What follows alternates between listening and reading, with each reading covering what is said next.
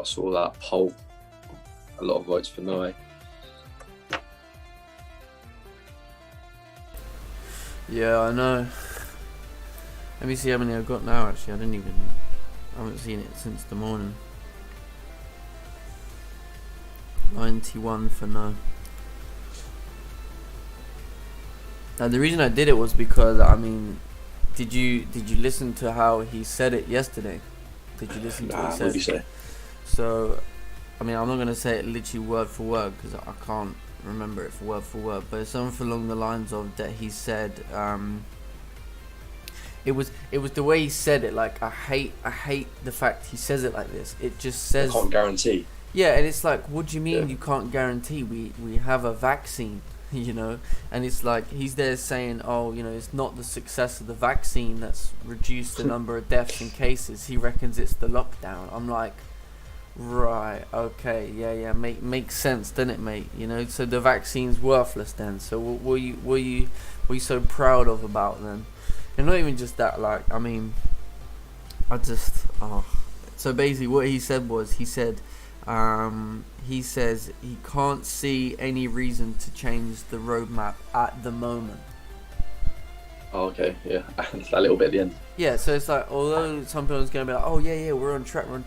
Anybody with a little bit more intellect would read that to say, well, he's kind of insinuating here that if something else comes along, he can change the roadmap. But what else? What else can? Yeah, what else is going to be done? It's finished now. It should be finished now. But this is just the insanity of it. Because we at the end of the day, with any other virus, you get a vaccine, and that's that. What's he gonna do? Lock us down forever? They're already banging on this morning. I'm reading Sky News. Should we be worried about the South African variant? Bloody. Yeah, that's what they've got now in their back pocket, and they all use variants, so they can now say the vaccine doesn't protect from. Yeah, but the thing is, they're talking rubbish, and I know, I've listened to virologists and people who deal with viruses and diseases, and they've all said these new strains. They know that there's going to be plenty of new strains because a virus so different mutates. Haircut. Yeah. Like I was trying to explain to you is what the virologist was saying is that a new variant is basically like Kelsey coming out with a fresh trim. Your immune system's still going to recognize, oh, there's Kelsey, he's just got a new haircut. So the fact they keep using this as like a scare tactic is just rubbish, and it's just wrong. But oh mate, I'm at the point now where I'm just like, I'm gonna go insane if I keep winding myself up about it, because it's just like they just keep using this. I don't know. I think we need to kind of stand up as a collective and say no. You see other countries that have done it, so we're not having it, and they just go back to normal.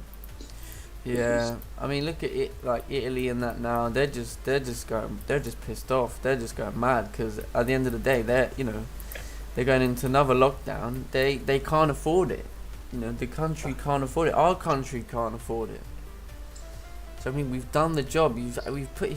Think about it, yeah. He says about the lockdown success. Are you gonna tell me it's taken a year to bring down the deaths? What did he say? What did he say the first day that he announced it? 2 weeks to flatten the curve. People are just so forgetful. It's either they're just stupid or forgetful. Well, I think it's both.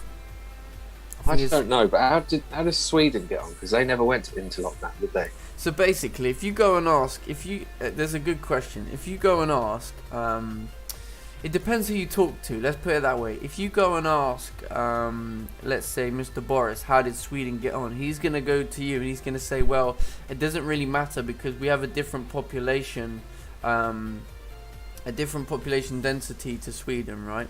But I actually looked into it because I'm one of these people, like, if I'm gonna have an argument, I want to have as much backing of my argument. So if anyone tries to challenge me, I can say, all right, well, I've got these facts behind me. So basically, Sweden had the UK and Sweden, they had very similar trajectories with how many deaths. So Sweden said that they would have over 100,000 deaths if they didn't lock down, right? We said that we'd have something ridiculous like 250,000 deaths if we didn't lock down, right? Based on our population. Anyway, Sweden, I've only had not currently now, but it was like a couple months ago, only 13,000 deaths after the year of the lockdown, right? 13,000, but they projected 90,000, right? If you look at a curve between Sweden and the UK, there is no difference. There is no difference whatsoever in terms of the I'm not talking about the amount of deaths necessarily, because obviously we have different population, but I'm talking about if you had Sweden and UK, you should be able to clearly see every time the UK goes into a lockdown a decline in deaths. But what you actually see is no matter when the UK locked down, we have the same fluctuations as Sweden, aka the lockdowns didn't do nothing. But That's no mad, one wants isn't to talk about that. Another good example, if anyone ever wants to challenge you, is go and do your research on North and South Dakota. I don't want to say which ones. I can't remember which one locked down, which one didn't. One of them didn't lock down, one of them did, and again, no difference in the curve. And then I think there was another one that did no mask mandate compared to mask mandate. Again, it made no difference. In fact, there's a lot of scientists that actually argue that lockdowns, they actually inflammate the virus. They make it more like it spreads like quicker, because if you think about it, it spreads worse, because if you think about it, if everyone's just open, everyone's gonna get that what do you call it, they're gonna get it for the first time or whatever, and then after that, is it really gonna have that much of an effect? We know obviously the flu kills X amount of people every year, but in the grand scale of things, it's actually not a lot of the population. I mean, the fact that the fact you want to lock up healthy people is never going to be a good idea. I don't think it might. But no, well, definitely not. But I think we just got to crack on with it now. We got a vaccine. I'm sure they don't want to lock people down. I'm sure that's not what they want to do. But I suppose he can't. He has to cover his back, doesn't he? Because if he says, "Oh, we're definitely not going into another lockdown," and then 3 months down the line we go into a lockdown, he's got to cover his back, I guess. I understand that, but I mean, we shouldn't. He should be guaranteeing it, because there's nothing more that can be done. At the end of the day, at the end of the day, they should never have locked down to start with. If have you ever read the Great Barrington Declaration? No. Right. So basically, that was the declaration that they had that they were going to use to combat the pandemic. The minute they started seeing all this media coverage about how bad Europe was, he decided to take the draconian route and lock down, which if you actually go and listen to the WHO, which apparently they get their advice from, they actually said that lockdowns don't work and they're unethical and they advise not to do it. But one guy turned around and said that everyone should lock down to try and combat it, only for 2 weeks, and we're here a year later. I think if that doesn't say anything, I don't know what does. I think they will 100% want us in lockdowns. Yeah. Their whole idea is to fuck the economy. Well, that's what we think, but if we start going down that route, you just get caught. Yeah, Conspiracy theorist. It's just. And plus, I don't really want the You would like a YouTube stream. channel. Yeah, but I don't want the YouTube stream to get taken down, because they'll be like, "Oh, spreading misinformation or whatever." But yeah, no, go on. You would like a YouTube channel. It's called Jubilee Middle Ground. I don't know if you've ever seen it. But it's like they'll put like people that flat earthers in with scientists and sort of let them argue it out, and like vegans in with meat eaters and stuff like that. Oh yeah. Oh, that sounds good, man. Oh yeah, I've seen some of these actually. Have you? Jubilee, yeah. The whole challenge. Yeah, they put the gangs with like the police force. Jubilee, let me see. Oh, what, like Team Mum versus Team Dad's Middle Ground? Is that it? Are they American or are they UK? It's American, I think. God, I'm surprised. I'm surprised Americans are finding middle ground. Jesus. But yeah.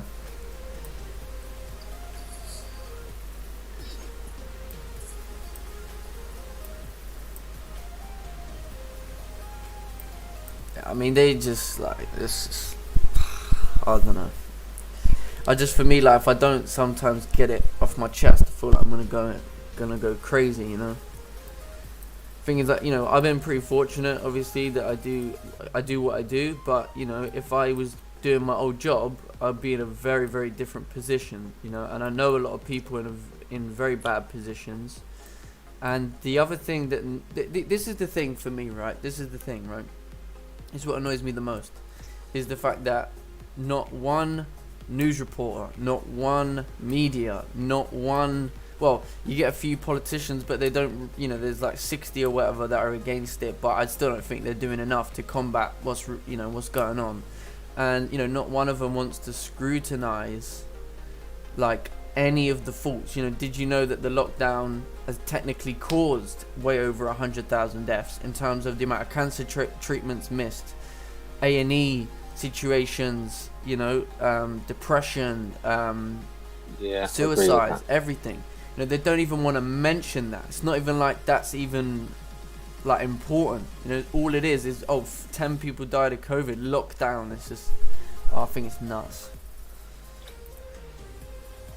It is a bit nuts. Yeah, I agree with that. Like, you know, depression and suicide rate and that must, because, you know, for me, I've got a decent job, and yeah, I've struggled. I'm self-employed, but I've struggled through this, you know. Yeah, but yeah, a lot of people have lost their jobs, you know, and their livelihoods, man. Yeah, I'd be more worried about losing the job and not being able to pay my bills than of course, than catching COVID. Yeah, exactly. That's you know, that's it, mate. You know, if you can't and think about, you know, there's 3 million people in this country that wasn't eligible for any sort of government support.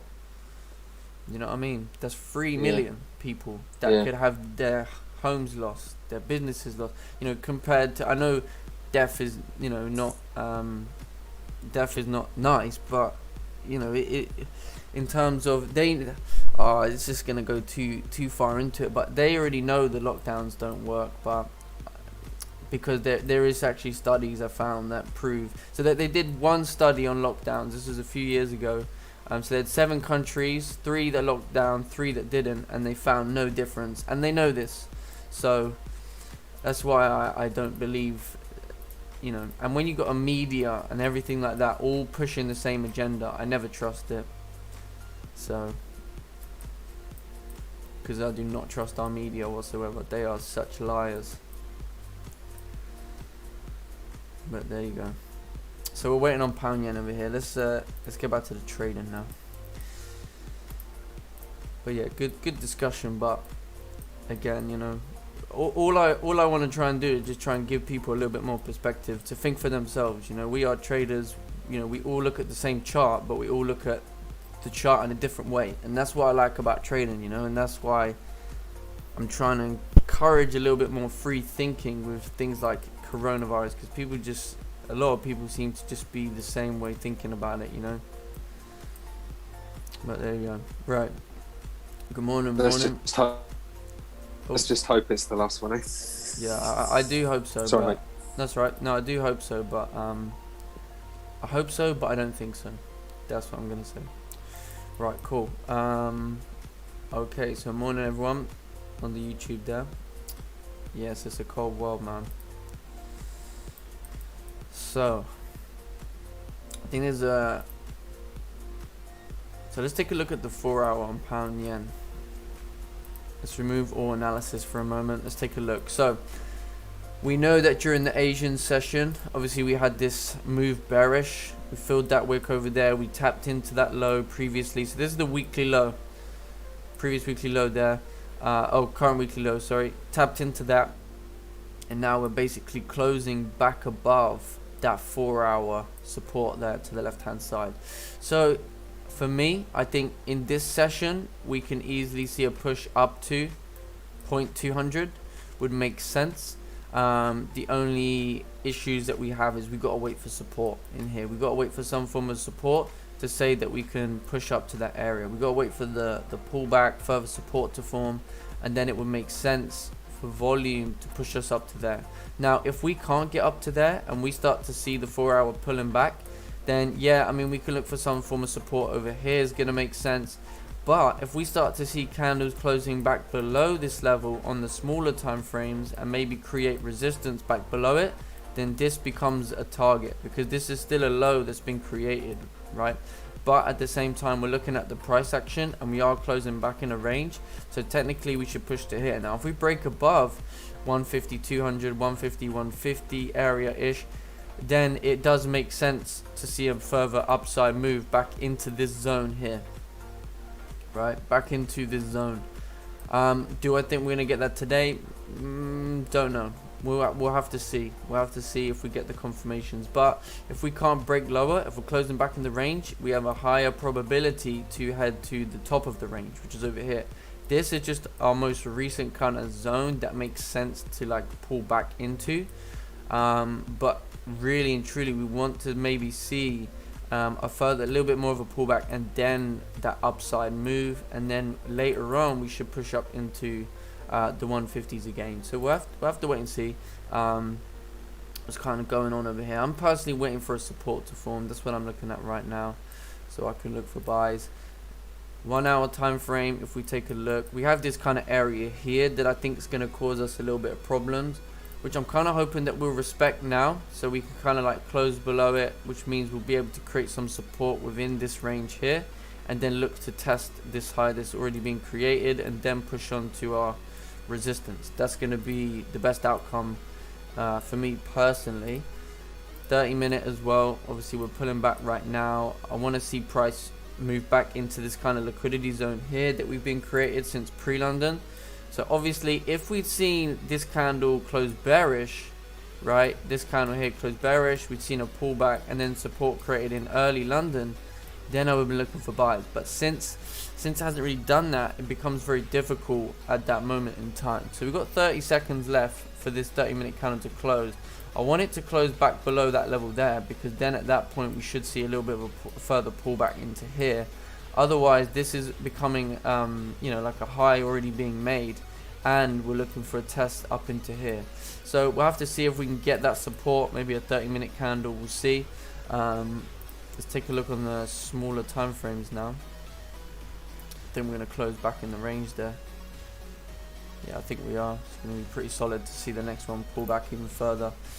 So if we remove all analysis at this point, yes, we basically close back in this range here for a sec.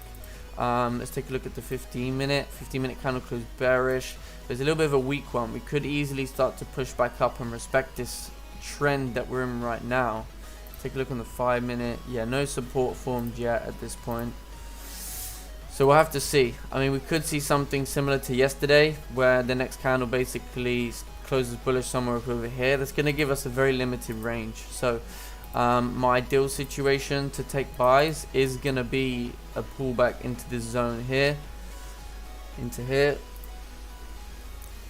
right? Support being formed in here, and then look to push back up through this zone, hit here, and then we should hit up to here. That's going to be the best scenario for me personally. We want to be careful around open, because we saw what open did yesterday, so you want to pay attention to that. Obviously we had it seemed like we were going to head bullish, and we did that, and everyone thought buys was yesterday, right? And we got to a key level, which makes me think, you know, maybe even if we start seeing a move up to 200, maybe at that point it's doing a retest, and then we're going to start breaking back down. So once we create like some form of a resistance below like 149.920, then we have a really nice range coming down to 0.700. For me would make the most sense, right? I think if someone was looking for sells, I think it's going to be a little bit of a not a great move coming down to that 920 area. If you're expecting, since we faked out to push to support, and then it's going to be a riskier play. It may work out, but I think your best bet is to wait for that, see if we can create support here, and then look to take it up.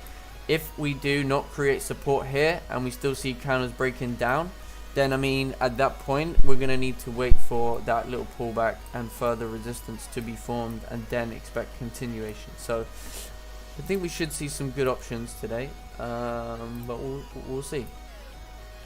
We will see. But that's what I'm kind of looking at right now on pound yen. For sure, for sure.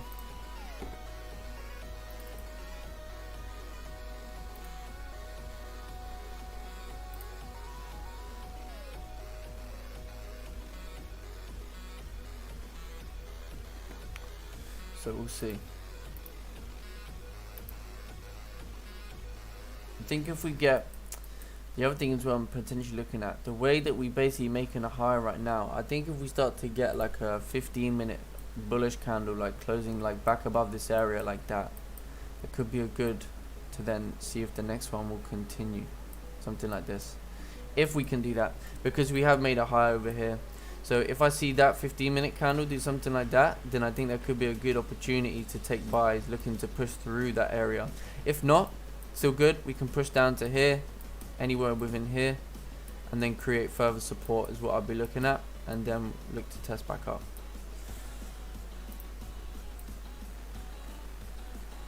Because it's 7 AM now, usually 7 AM is going to give us a little bit of volume, so we'll see.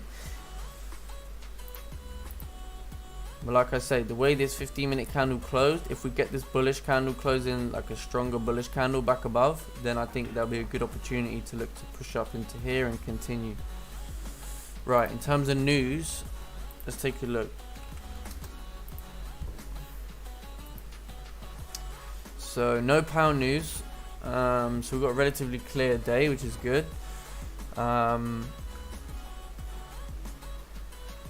I was reading about this, about anyone looked into this digital currency that the central banks are talking about.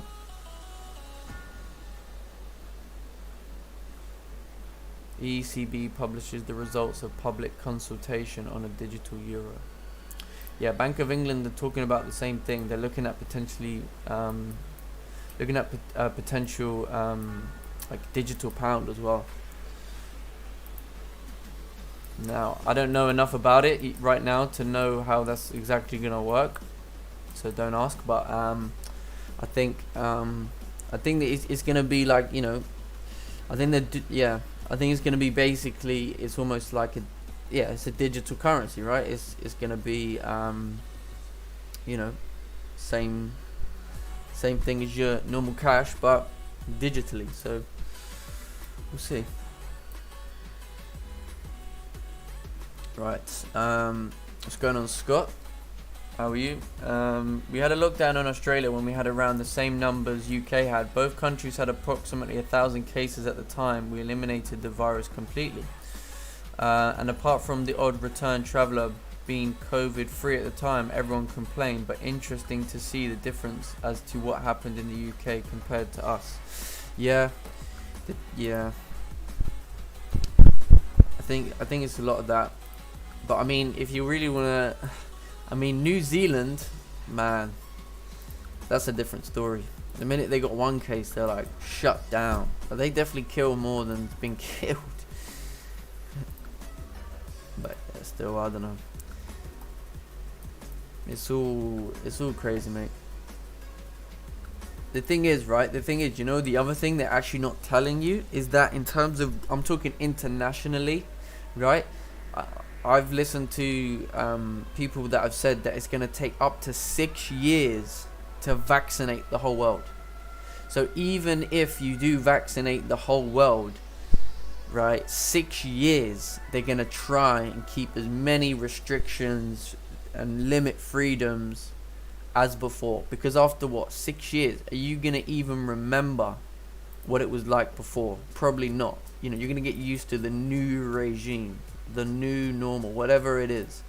So yeah, it's gonna be, we'll see what plays out.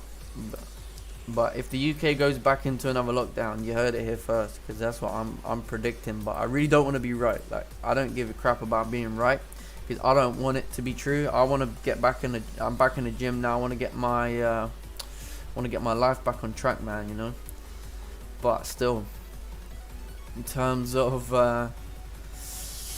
in terms of what I think, I just don't see it. I just don't see this being the end. You know, listen to the way they're already starting to gear us up. It's just like they can. It's like for the sheep. It's like, you know, they're going, sheep, be prepared. You know what I mean? That's basically what they're saying. And they're going, bah. No, I'm joking. No, I'm not gonna. People who don't get it, I don't actually. You know, I'm frustrated by it, but I don't. Yeah, people are people at the end of the day, you know, and not everyone's gonna have the same view as you. So I do understand that, but I just want to give people perspective on things, you know, and start thinking for themselves. Stop listening to your media. But you actually, like on the 30, if you still have that like bearish idea, could have got in off the fake out idea, at least coming down to retest here and then hold down. Yeah, no, there definitely was an option. I think that definitely could have made sense. The only issue we have is, like, in terms of, if we look at it from like a logical standpoint, yeah, the bias is bearish, 100%. But we have to think about, okay, this was support. We broke down. We faked out here. We closed back above. I know we faked out here, but this is still actually a high point. This is higher than the resistance we had here. So I'm looking at here, support to go there. I think you're right. Like, if we do break down, that could have been an option, coming down to here. But I would see it as this could just be a pullback. What I'd rather wait for is to say, all right, fair enough. If this is the fake out and actually we're going to start heading back down and this whole move up is going to get corrected, it's just rubbish, then we'll still create some form of a resistance below here, even if it's a 15. I highly doubt we're just going to see absolute beast of candles just clean this zone.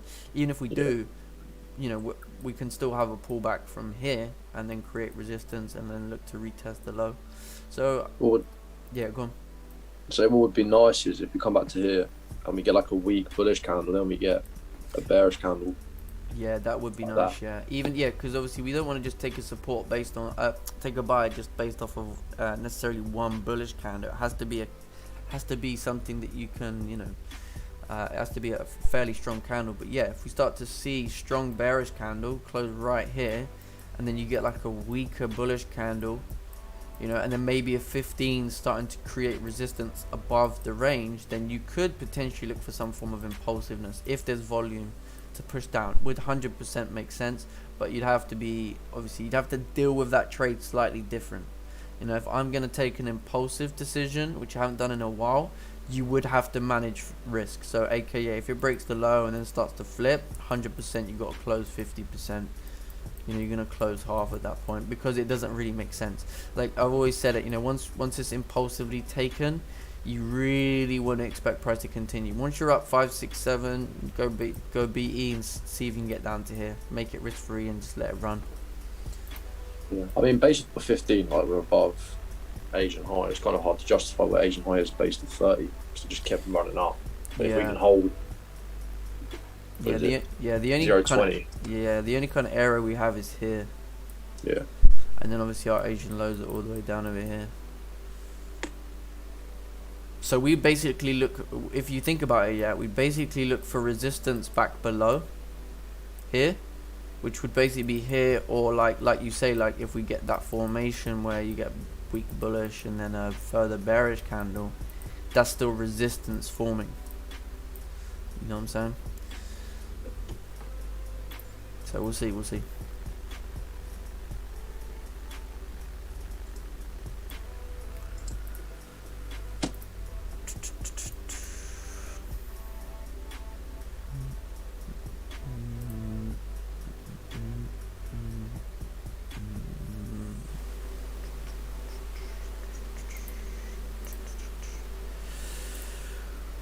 Yeah, exactly what I thought. 1 hour could respect this zone. It has done.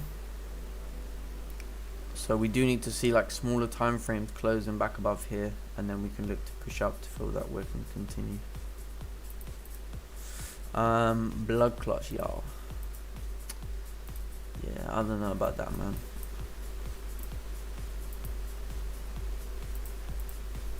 I mean, I think the blood clots is like, man, you know, this is such a very, very minority, but if only they had the same mindset with the minority of people that actually die of COVID. But there you go.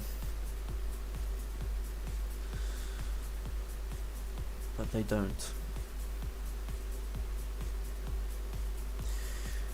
Yeah, so usually one of the things I do is I always check out the news every morning just because I want to like keep up with it. And one of the first things I read this morning is it goes, should the UK, oh no, sorry, as lockdown eases, how worried should we be about London's cluster of South African variant cases? And I'm like, really?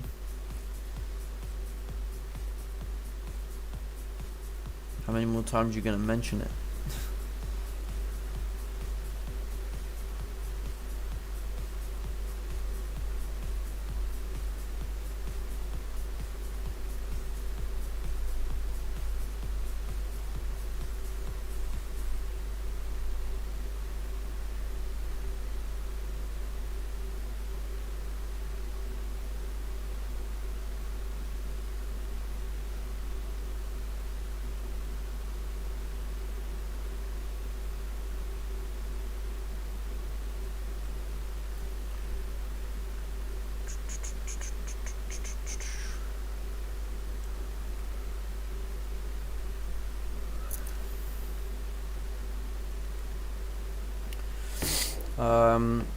What am I looking out for in GJ? I'm potentially waiting for a support to form. I've been saying, I'm potentially waiting for some form of support to form above like 920, and then some form of a resistance to form below 920. Is what I'm looking for.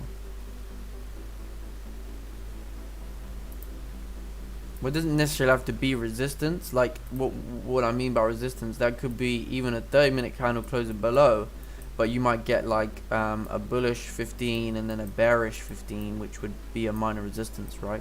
But on the higher time frames, you just see clean candles. So just some form of structure to tell me that we should break down below that zone. Otherwise, I'm looking for support in here to retest this and then push up to. Plus, we're coming into a good time of volume, like 7:30 onwards is going to be a good opportunity for volume. Well, I've got a question for someone in the YouTube, but it's because I don't know how to do it, right? I've tried to research it, can't find it. I really, really want to know how I can get a clock, like a digital clock for the stream.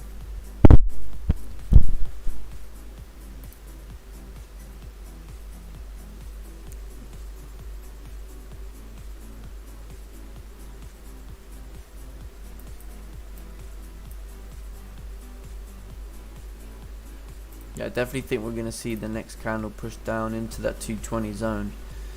But we'll have to see how it reacts here, because this is going to be our key level. Because looking at the 4 hour now, you know, what does it make sense to do? You have to see. Because if we can't break up, if we can't break above here, then we can't fill the current high and push up to here. If we do create resistance on the 4 hour, and we start breaking below here, we're coming down. Obviously this area could cause us a little bit of a headache, but I think we should be alright.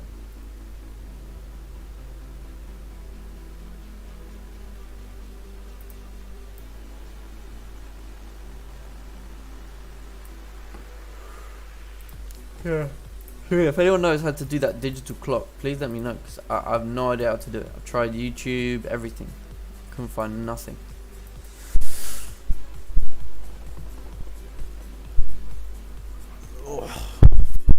Alright, anyone got any charts? Anything they want to send?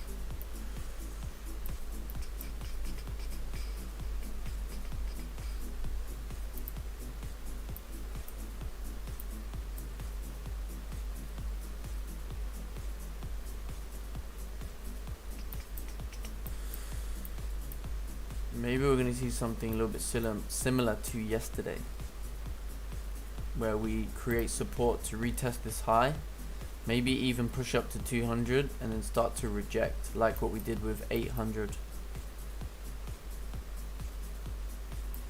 Just gotta be careful from 8 a.m. I think today. It depends. It depends where we set up, to be honest. Because if we're over here, then we could have some. If like we're above that area, then we can have some problems like yesterday. But if not, then it should be good.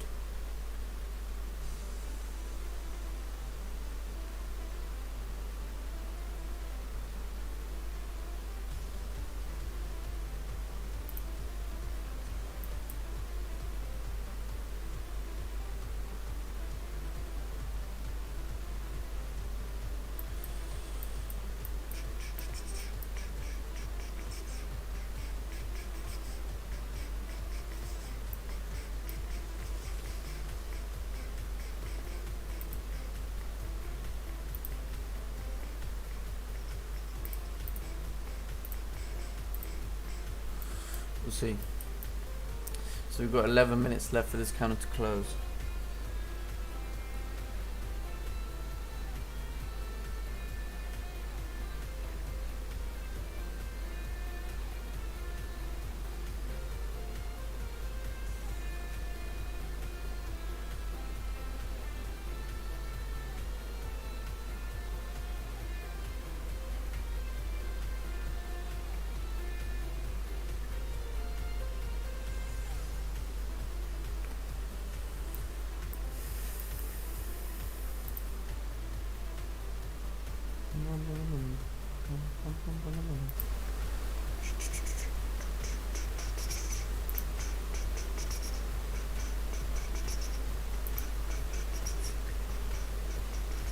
So what have you been testing then, Harrison? You said the other day you were back testing or Yeah, so data collection.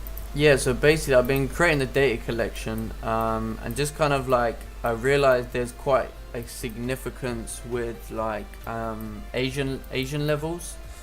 So I'm kind of like incorporating, looking at where the your Asian lows and Asian highs, pretty important levels. Because a lot of the time we're either gonna pull back to your like Asian high, or we're gonna pull back to your Asian low, etc. Or for example, like when you see closures back below Asian low, usually then you'd be looking to fill the range at that point, basically. But it's still like I'm just trying to gather as much data as I can to like start working out like in terms of like actual probabilities, you know what I'm saying? So for example, like I can get an actual percent of a particular type of trade. So I don't know, let's say for example, every time we close back above an Asian support, how many times do we head up from there, and then I have a percentage, so that in itself is a win rate. So I've got basically January to March complete. I just got to finish October, November. So you're talking about like fake outs, like once it fakes out and comes back into the range. Yeah. So fake outs. Once we create a high, waiting for support to retest that. In pre-London, there's multiple things to look at. So yeah, I mean, I think once I've got about 6 months worth of data, I'll be like 100% ready with it. At the moment, it's still like there's a few like things I'm like, oh, what about this, what about that. So the more I get, the more I'm gonna know about it. So yeah, I think by like the end of the month, I'll be ready to. That's why I wanted to like really reduce my lot sizes down for a little bit, just to try and really build it back up again. Yeah. They're going to be eventually on the database as well, aren't they? Yeah, they're all going to be uploaded once it's all completed. Yeah. 100%. Yeah, for me, I normally trade a breakout of an Asian range, so yeah, that's my normal sort of style. But when it doesn't range, that's when I have my trouble. It's harder, isn't it? Yeah.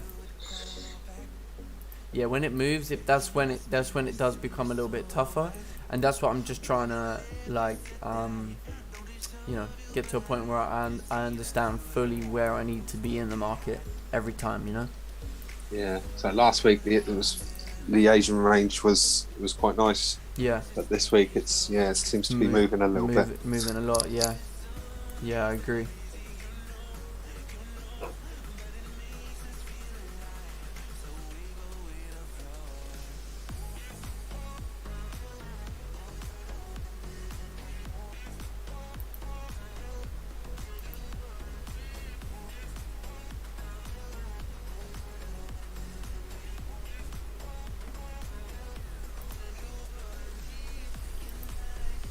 Yeah, I mean, it depends. Yeah, I mean, to be honest with you, like, I'm just trying to plow through it and get as much as I can, because then the more I have, the more I'm gonna know what to do in, you know, different situations.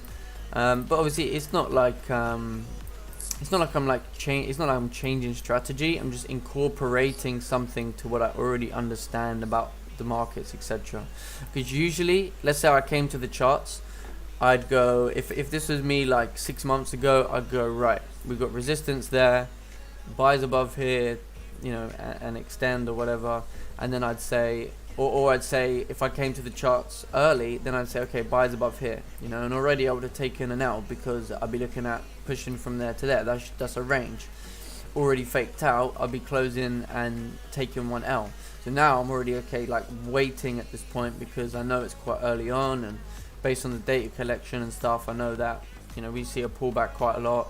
So I basically wait for those sort of things now, and then I'd be saying, okay, probably sells below here are going to make sense, and that's it. You know, I say from there to there, or there to there. That would be my setup.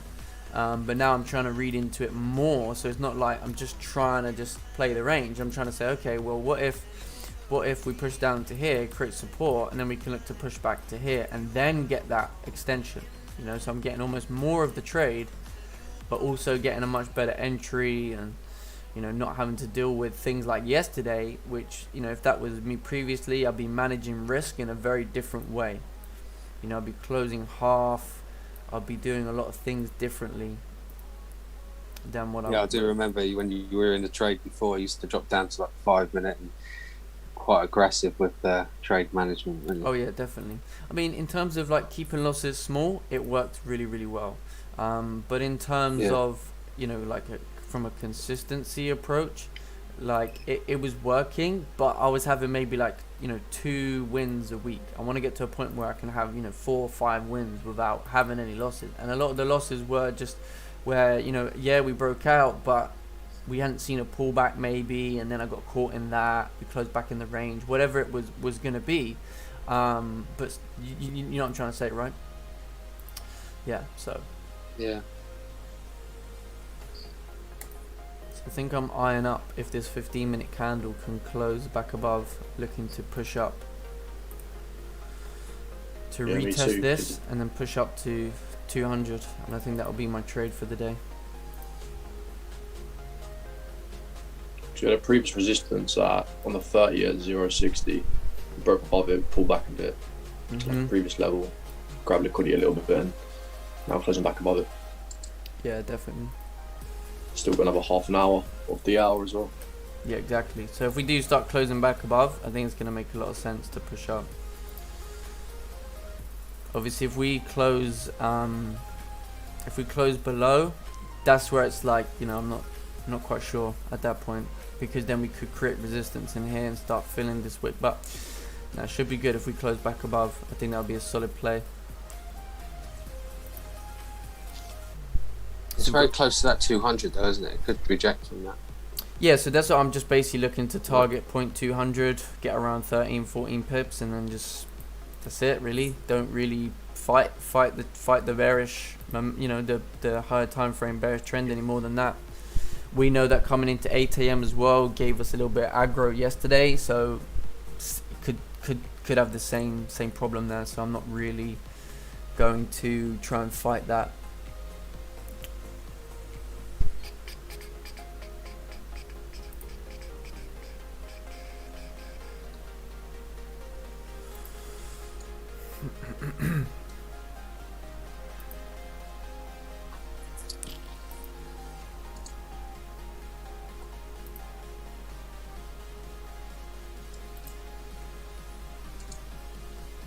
So stops would be below 9 pip stop's gonna be a little bit tight. Yeah, I think we'll see where it closes. But below the previous hour low, it's only like maybe like 12 pips. Yeah. It closes around. Yeah, that. because if we start closing back in like below this support, etc., then we know, you know, we ain't heading up. So, oh come on, GJ, it's gonna run. It should retrace in the last minute or so. Should do. I mean, the 5 minutes already quite a big candle already. Yeah, I mean, even if not, the next one, if it does start to wick down, that's where I'd take an entry. Just gotta get the candle closed and then we should be good.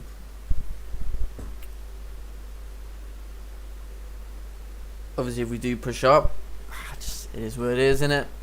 You know, that's how it goes, I'm afraid. You wait for something to happen and it does you like that.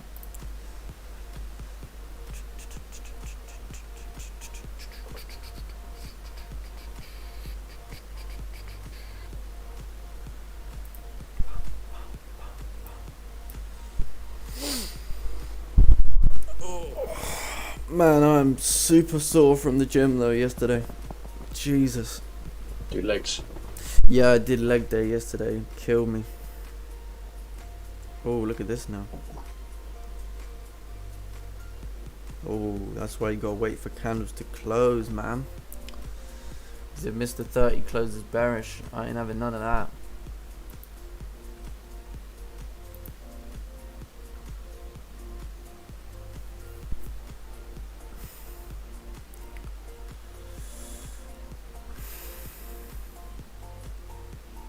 Now this candle's got to close back above here. Otherwise, it's not really going to make any sense. For me personally. Well, there you go. I suppose it's a good thing to wait for candles to close then. Yeah, this is going to close back in the range. That's a weak ass 15 minute. Yeah, not really keen on that. I think it could push up though, but it's like, it just doesn't.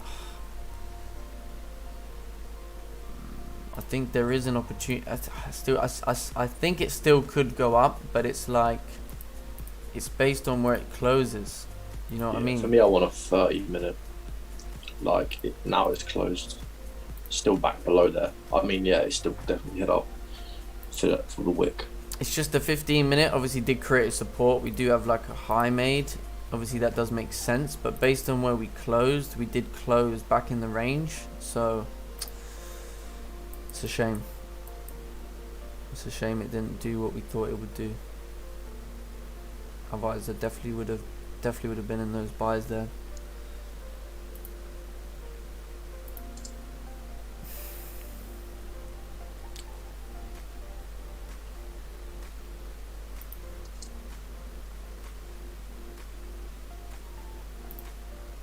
Oh, now it's still coming above.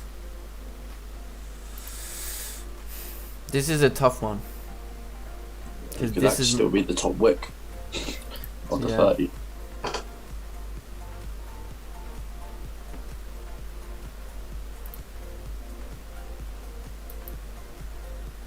Yeah, I just don't want to be overcomplicating it. That this area, I think this area is important though, because it was a resistance and we closed back below. But then the thing is, we have created a support, which is what I wanted to see. So it does kind of make sense to push up to here. That's the only thing.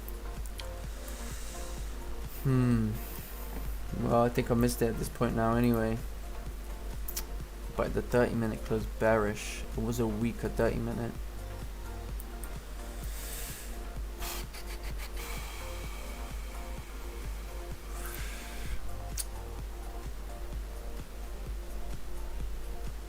Yeah, I really wanted to see it close above, man, and then it would have been so nice. But if it runs, then we know that was the move there. I don't really want it to be that. Fair, like you get a 5-minute now closing above that area, you'll be creating high level of support. Yeah, that's true. That's true. But we need this to retrace to give us a good amount of room.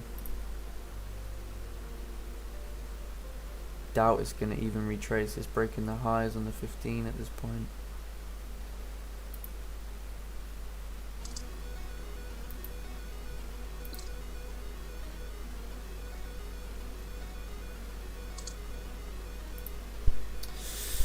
Yeah, I don't know about that one. Maybe should have been in those buys there. Just didn't like the way it closed back below that area, man. GJ's such a he's such a thingy at times. Yo, you have like more than 30-second delay. Oh well, I can't. Only like 10 seconds for me. Oh, is it? And I'll go onto the YouTube. Yeah, there's not really a lot I can do about that, to be honest.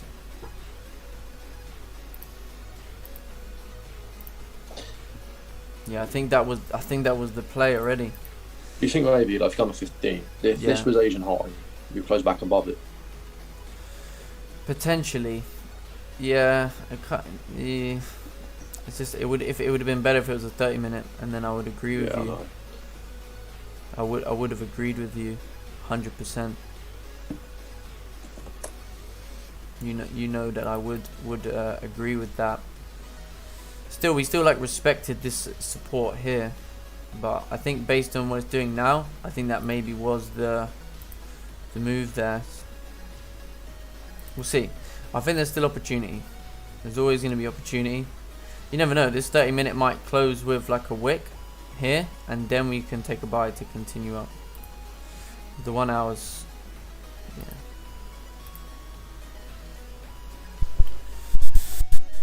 yeah.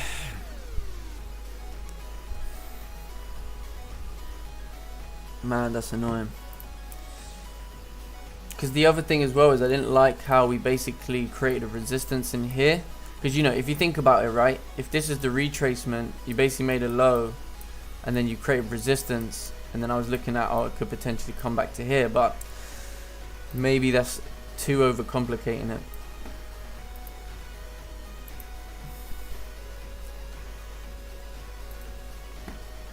Oh well, there'll be an opportunity. There will be an opportunity.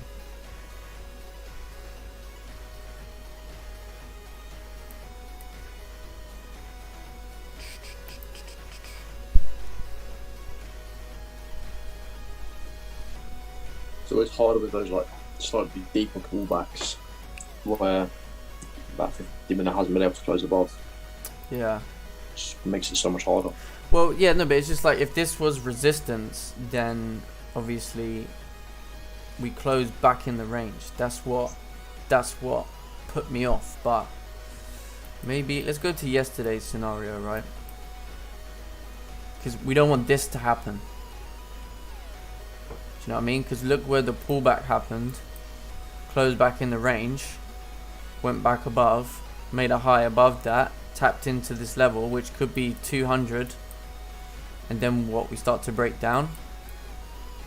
So, I don't know. There could be some more. There's going to be opportunities. For sure. But, yeah, we'll have to see.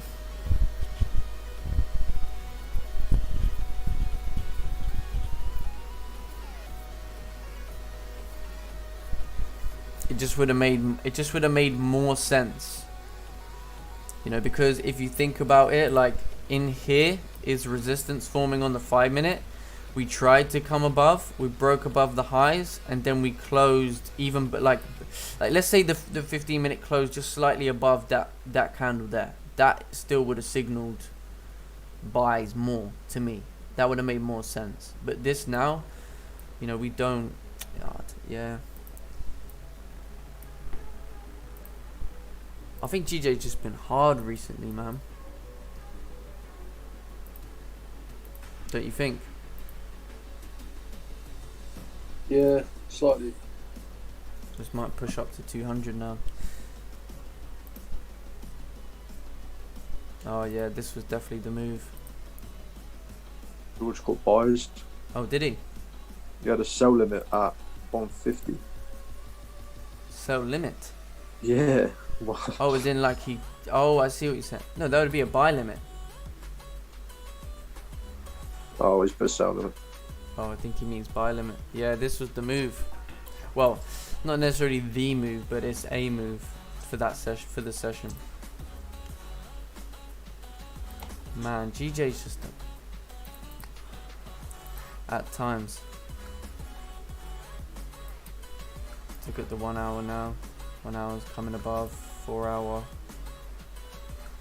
Yeah, 200 should be hit at this point. Man, waiting for support. Never came. Well, yeah. Do you know what? Maybe it shouldn't have been looked like this. Maybe it should have been looked like this is your high. Retracement. Support. Well, that is it. But it's just the fact that we had a resistance here. And we were closing back below it, rejecting in the zone. And then we started to see rejections again. It made no sense. But I think that evidently is the play. So at least you can see how you could have caught the move. There you go.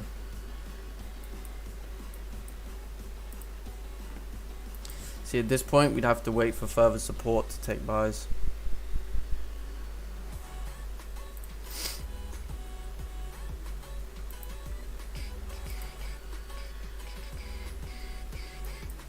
But yeah, you could be right. But either way, like, we did kind of like respect this area, didn't we?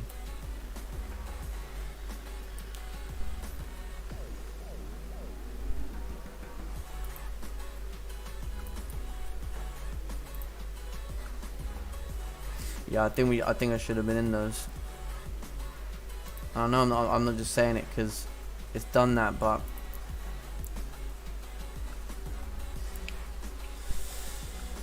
yeah. Yeah, I mean, in a way, like, there was a support at 0.20 as well. Like, We just done that's this. where we couldn't break.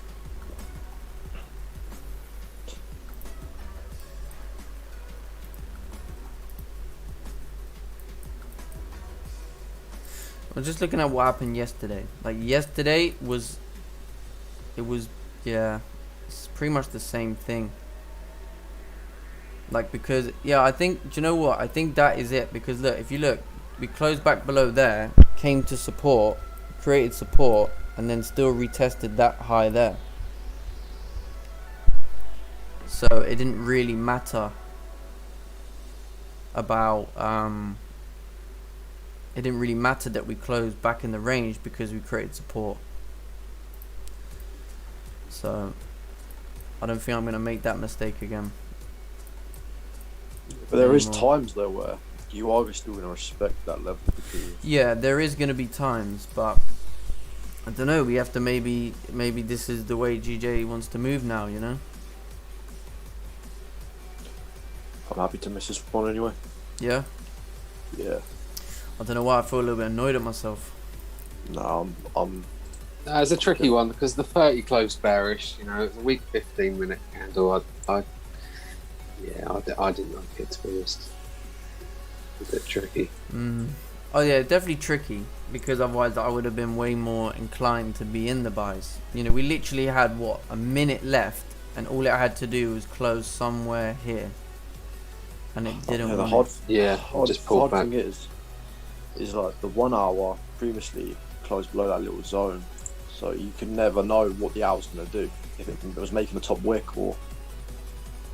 Yeah, that's it wanted to true. head down. It's true. It's very true. But either way, it is what it is now. Yeah, it's not over though. I'm looking for buys above 200. Get a close above that. Yeah, 200 maybe. I'd say 300 even. I think 300 would be better in terms of your range. It's like a 18, 19 pip range. Yeah, I suppose above 200 would be coming into that 4 hour zone there. But you never know, we could start to reject here and now we're going to start pumping down. Yeah. Because like until this point, we're still respecting the bearish market structure, like the 1 hour and the 4 hour really. Just a deeper pullback maybe to head down. Yeah. Yeah, this could just be, you know, we don't know. Pre-MY, we could see way more bearish volume. So, yeah, I suppose it's not over yet. Definitely not. But for our session, that was the play, like, without a doubt, you know? And that's where we should have been in the market. Anyway, Ryan, it created support on yesterday's daily close. Yesterday's daily candle closed bearish, mate. And this is the thing, we closed below daily support. So my analysis was, okay, daily should continue down. But let's say for example then, alright, we are going to respect this area and we are going to close back above here. Then either this daily here is going to push up, right, and start to fill this range, which would be your 4-hour zone. Or, you know, it's going to close like somewhere over here. Next one's going to wick down into that area, and then we're going to start driving up. Could make sense, but we'll see. Or is this daily making a more of a top wick to then now start coming back down? Who knows?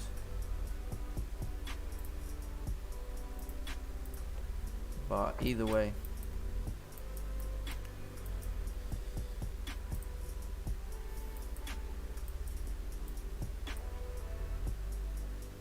literally tapped 194, didn't even tap 200.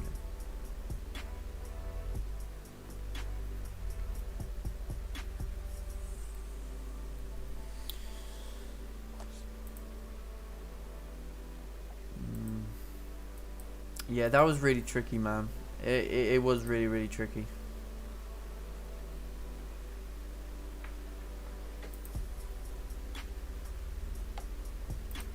$16 moves though.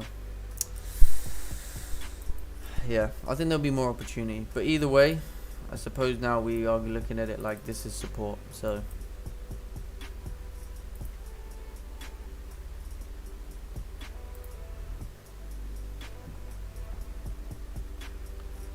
that was super tricky, man.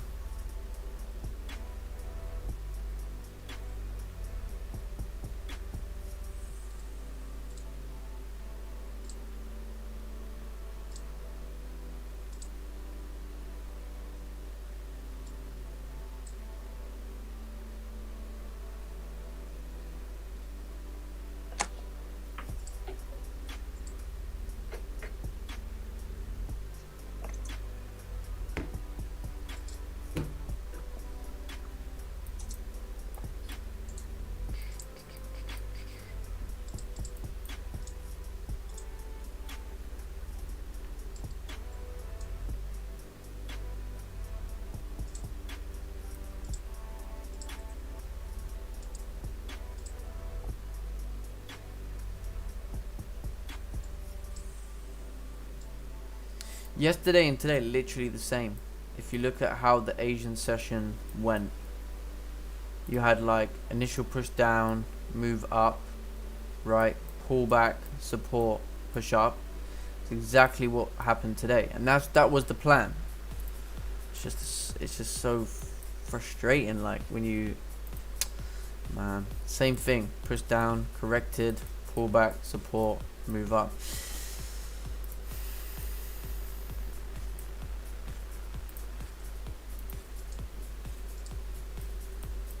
Still moving up.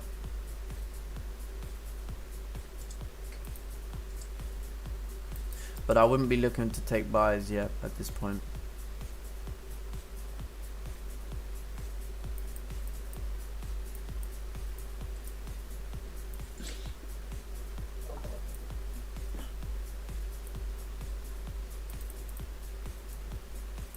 So what's this range here? This is a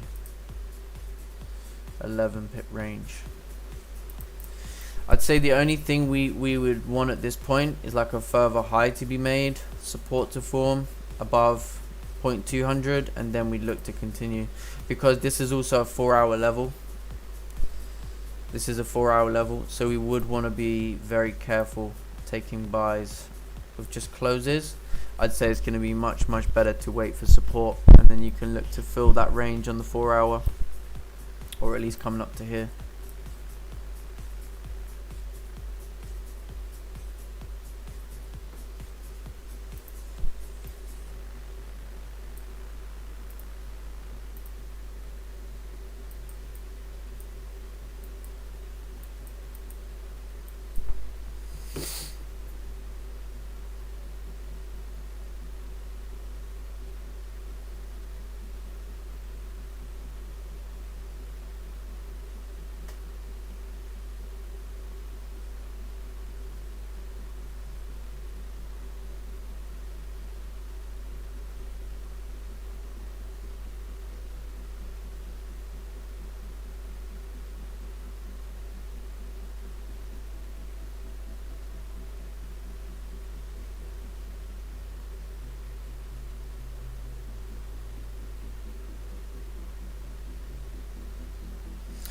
yeah, now we must wait.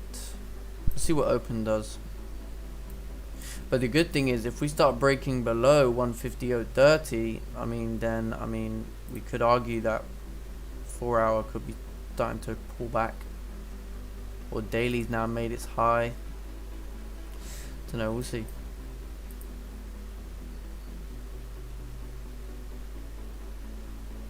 Could see something similar to yesterday.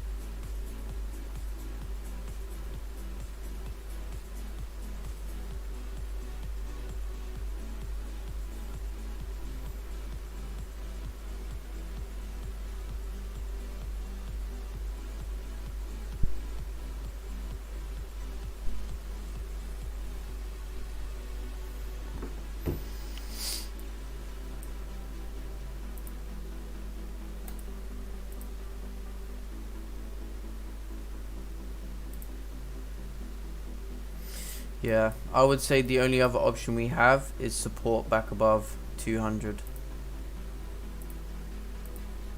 That's the only other option, because, yeah, it's neaten up this zone.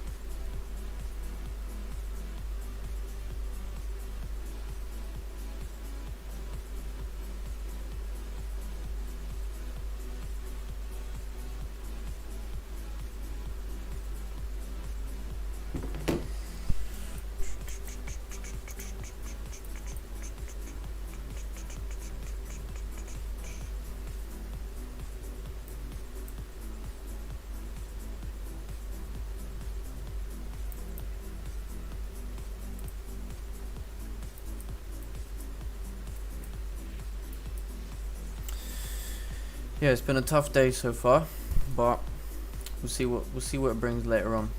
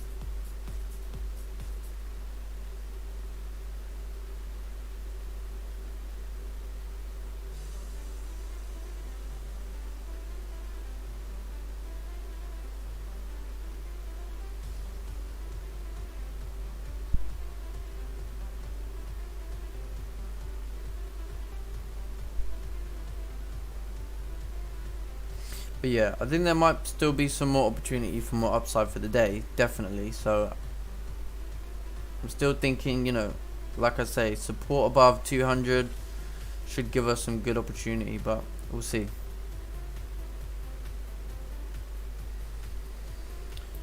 Look at gold. We haven't really looked at gold either.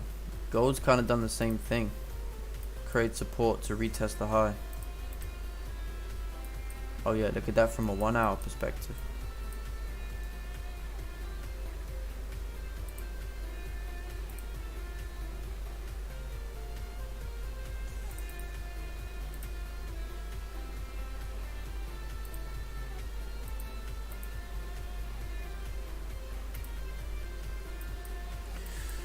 But this is pretty good because let's say we tap into like 150, 315, 320 and we pull back and we start to create support, then I think we could see further upside at that point. So it's good.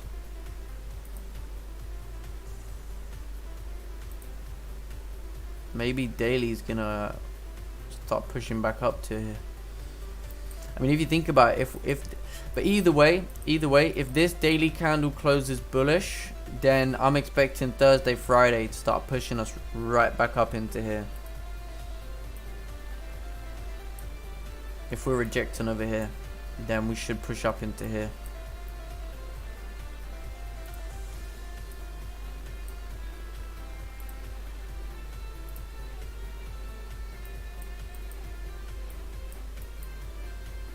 But yeah, I had a lot of volume at 7:30 again.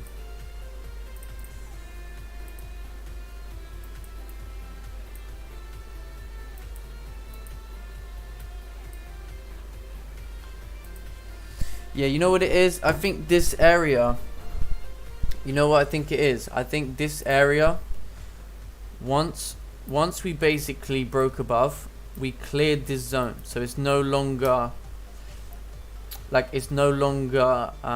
relevant. And then this was resistance, this is the most recent resistance, and we created support within here to push up to there and then look to go further. Exactly what we wanted, but I was so fixated on the fact that like we need closures like back above here, which is obviously what I did want to push up because I've seen that happen a lot.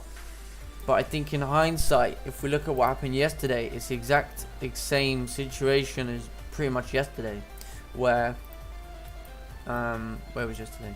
So if you think about it, this was resistance. Right, this was resistance. We closed back in the range, right? Closed back in the range. So now you're still thinking, okay, it makes sense to maybe either take buys back above here or take buys above here, when really all we needed to do was notice the fact that we made a higher level and wait for support and then look to like test that, and then that's when we pushed up from there. And then I would have had a win yesterday. So obviously I did reassess the win, the loss yesterday, and I said to myself, all right, fair enough. So where would have been the prime opportunity to get in? Because the trade wasn't a bad idea. Like, I mean, where I got in wasn't actually that bad, considering that, you know, we was really expecting further upside. But in terms of where I should have been in the market, should have been over here on that 30-minute bullish close. You know, if you think about it, we've got a high level of resistance being created. You know, you've got your closure back above here if you want to look at that. And then once the 30-minute candle closes bullish, we should push up and then move to there and then move higher up. So that made the most sense.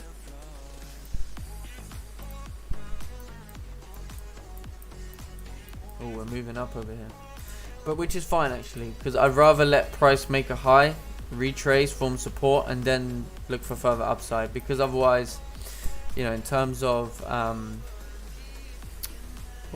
in terms of where we're at, you know, if we buy over here and we get absolutely caught out, then that's not good. Because I have mentioned that this 2 hour, this zone here is, you know, like an important level, because if you think about it, the best opportunity is going to be above here for buys based on the zone. You can clearly see that we created support above that zone, support above that zone, resistance below that area. See again, support, resistance. So you can clearly see that. So if we get support back above, I'll be looking to push up. So the day's not done, you know, it's not over yet, as they say. But in terms of for our session, yeah, this in here was the push up to there. But I'm quite happy for it to make a high, and then will be nice if we can get that retracement, support, maybe look for the similar type of move, and then look to push further on at that point. And then we'd be above this middle zone, which would give me confidence that, okay, we should start pushing up to here. and pushing up to here.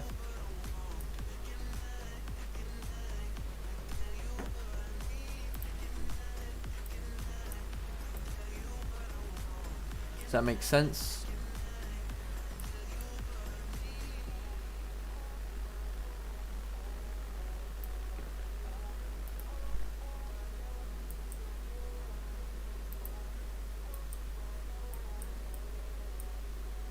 So we are breaking above 200, which is good.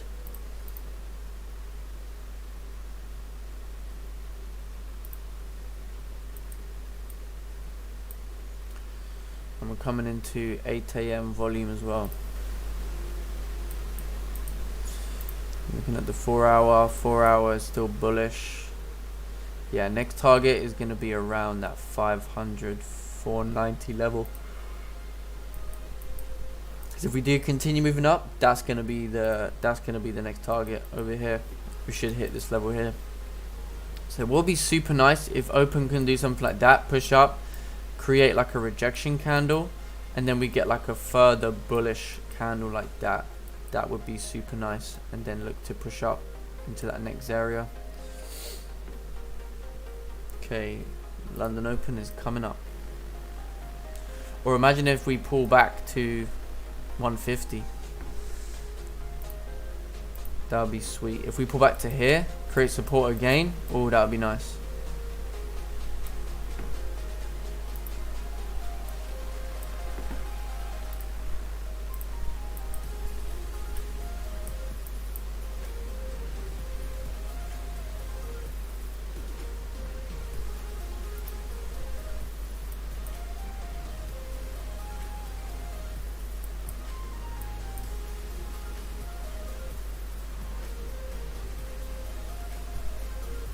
So the 1 hour candle closed. Yeah, it did break above this area. And like I was saying, this area here is that mid. It's like that mid of the 4 hour range where it makes more sense to have buys above. Makes more sense to have buys above.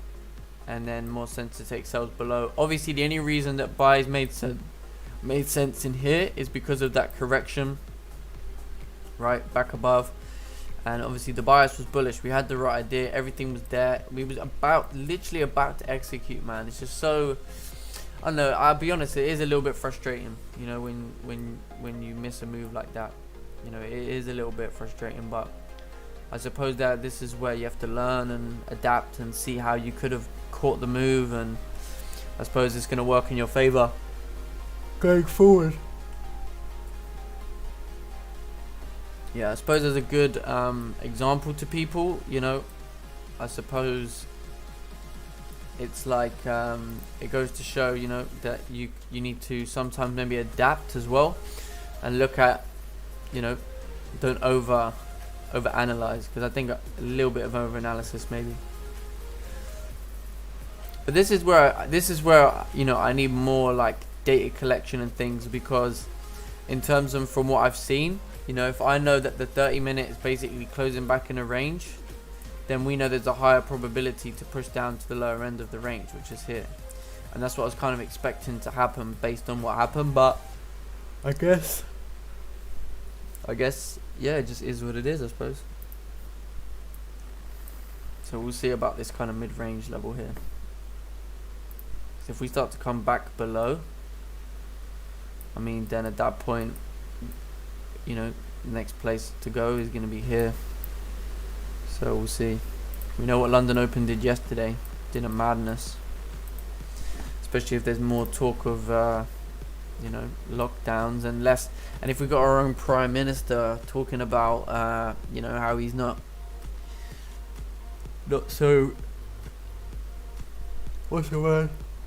He's not so happy with the vaccine success. Damn. Maybe London Open will do something very similar to yesterday.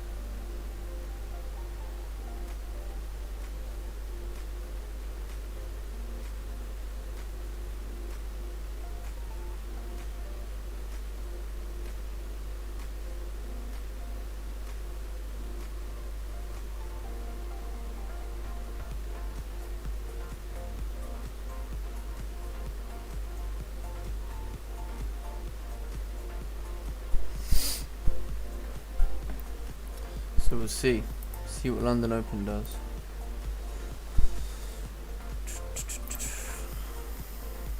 Remember, it did this yesterday, made that bottom wick, and then it just continued with that direction. But maybe it is going to continue if this 5-minute candle closes bullish.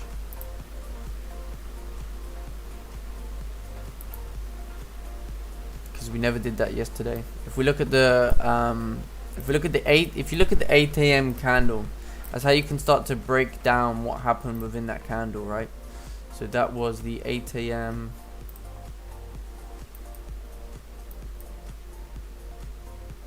Yeah, so basically we never created a bullish candle. We pulled right back, and then once we did create support on the 5, it was very limited.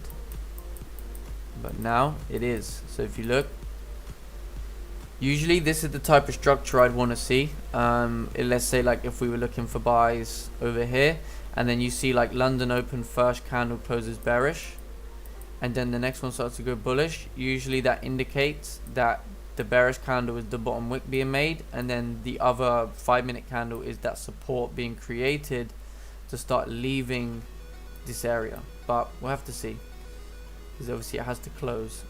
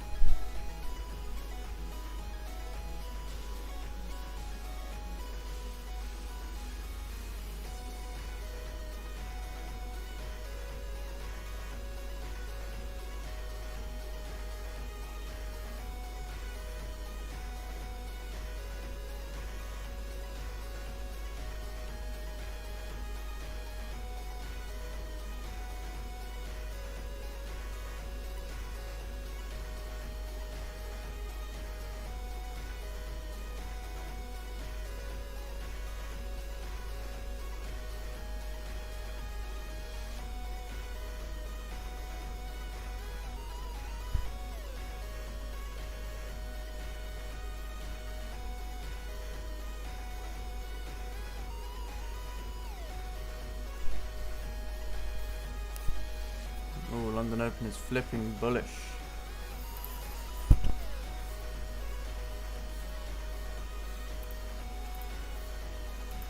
So yeah, looks like the 5 minutes going to create some support over here. So we'll see.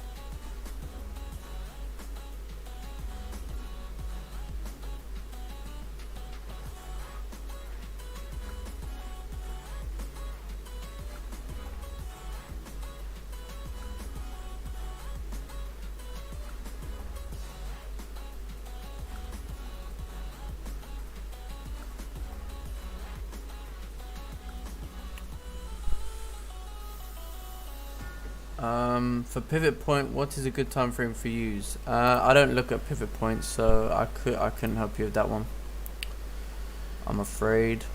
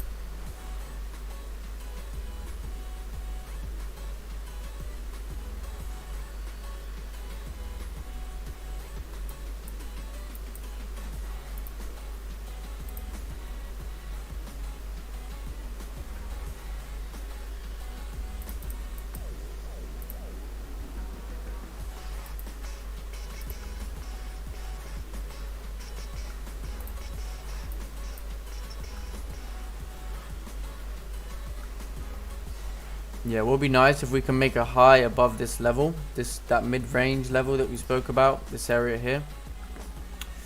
Make a high above it, pull back to it, and then create support here and look to push up.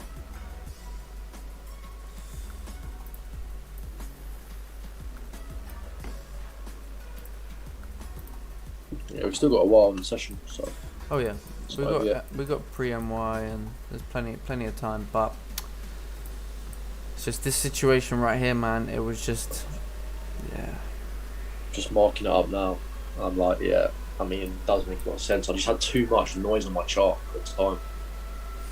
Yeah, see, the thing was, right, this was resistance here, yeah? This was resistance, but our Asian session resistance was over here, and we was already above that, so maybe, you know, the fact, like, this was still a support above that, so it was here, you know, like, I mean, that could have given some option, but I still think once that high was made and you got the retracement and we got support, it wasn't the best scenario, like it wasn't the easiest trade, but it's like I don't want to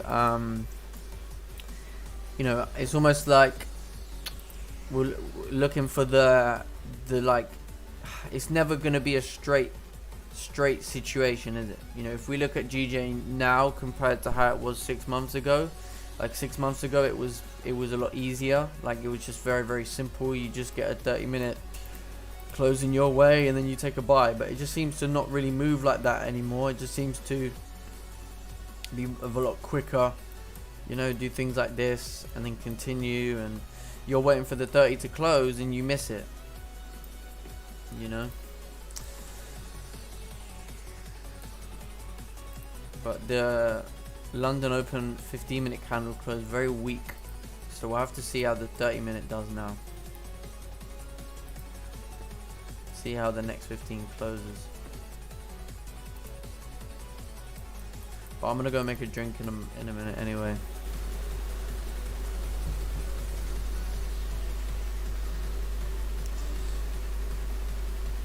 Man, I got to phone my insurance company in a bit as well.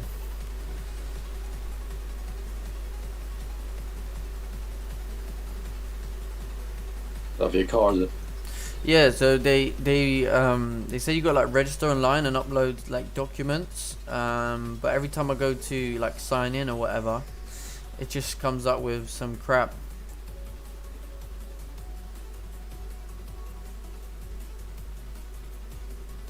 It's never straightforward, is it? Nope.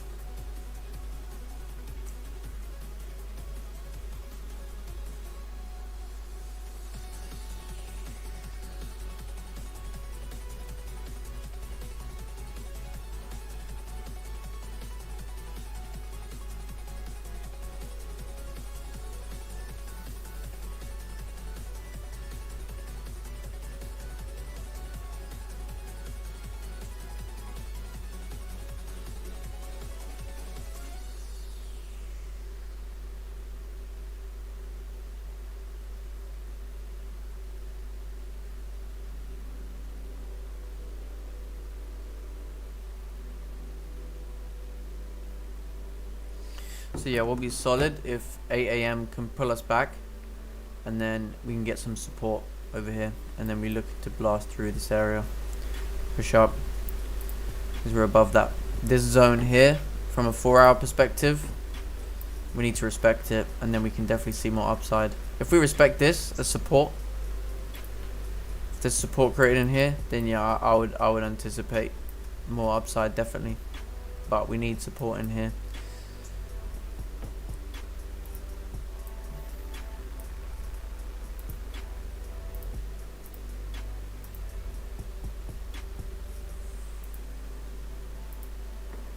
It's just the way that 15 closed is not ideal, because if we look at how this one closed, that was right before 8 a.m. Even if you got that further bullish candle support on the 15, we just, so I want to see 8:30 can, 8:30 15-minute solid support being created here, and I want to see this 30-minute candle respect 200.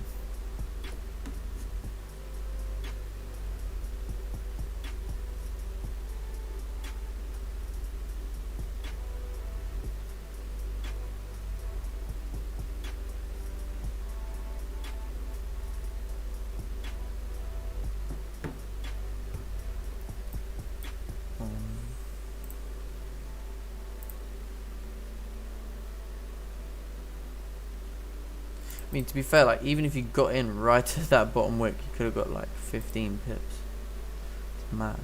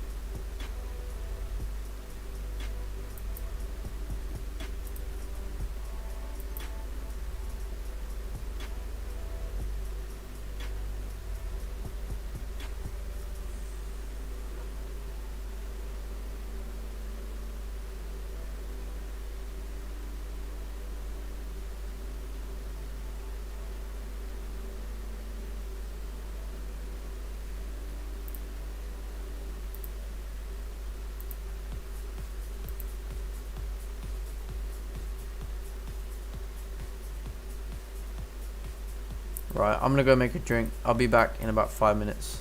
So I'll leave you guys for a minute. Bear with me, and I'll be back in about 5 minutes time.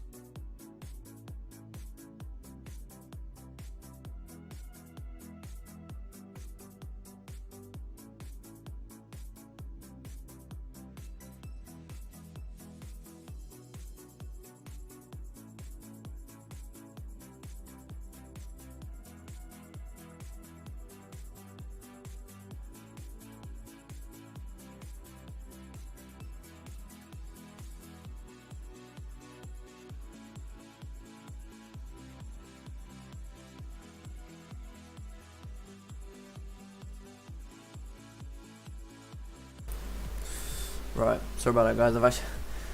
I imagine I've been locked out. Oh no. Yeah, I know. I'm dying for a toilet and a drink. Right, hold on.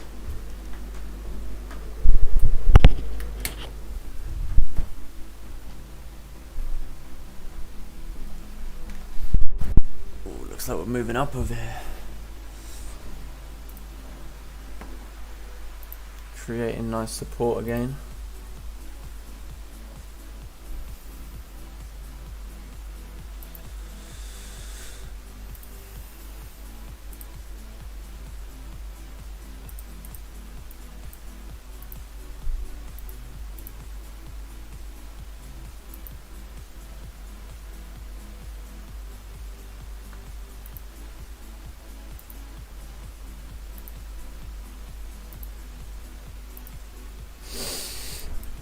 Yeah, I'm gonna need to wait.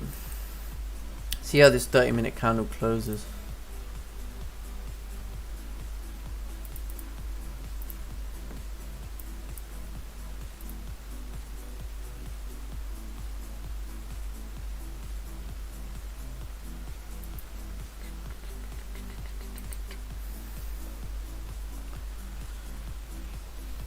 Looks like we've got a decent amount of volume now.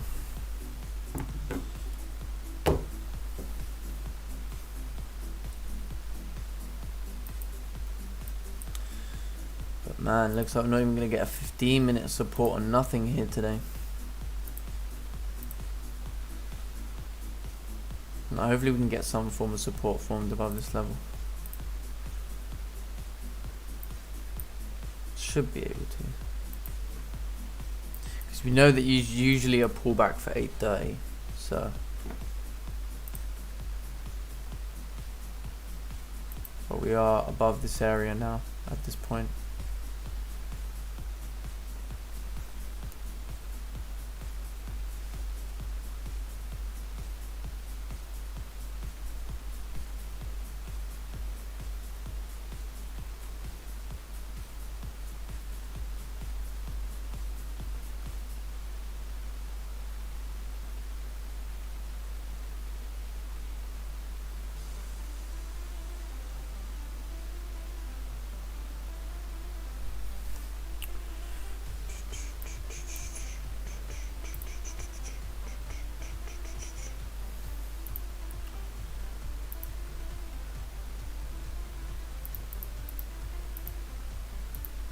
Man, it's not wanting to pull back at all, is it?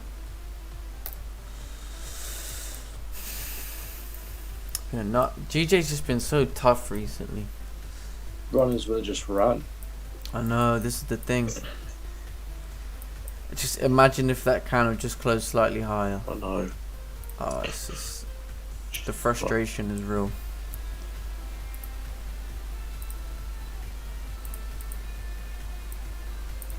See, at this point there's not even enough range. I was considering maybe if the 15 closed there to take a buy with stops below.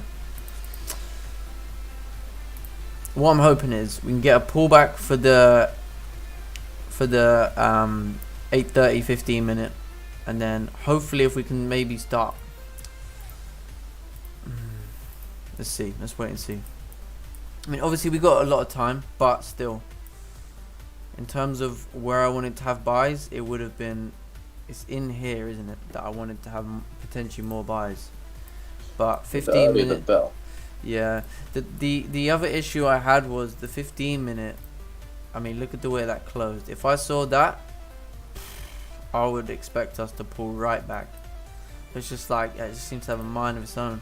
It's crazy.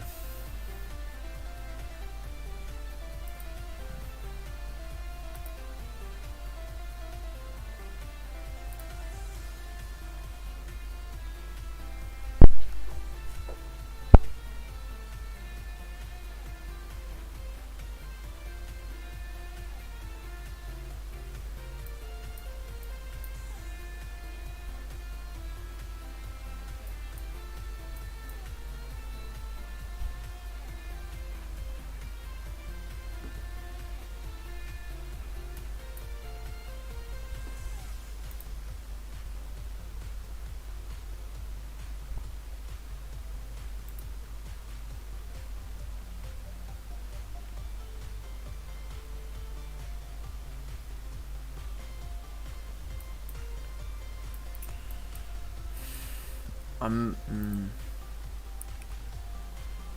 we close above 0.320, I think there could be a good opportunity. Stops are just huge.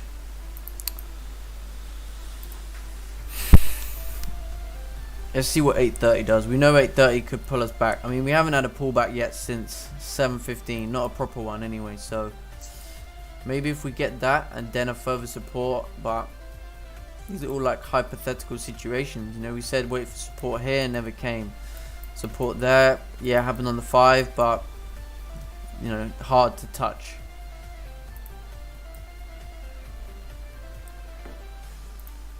It's crazy, like we're already on Wednesday and man's only taken one trade. It's an L.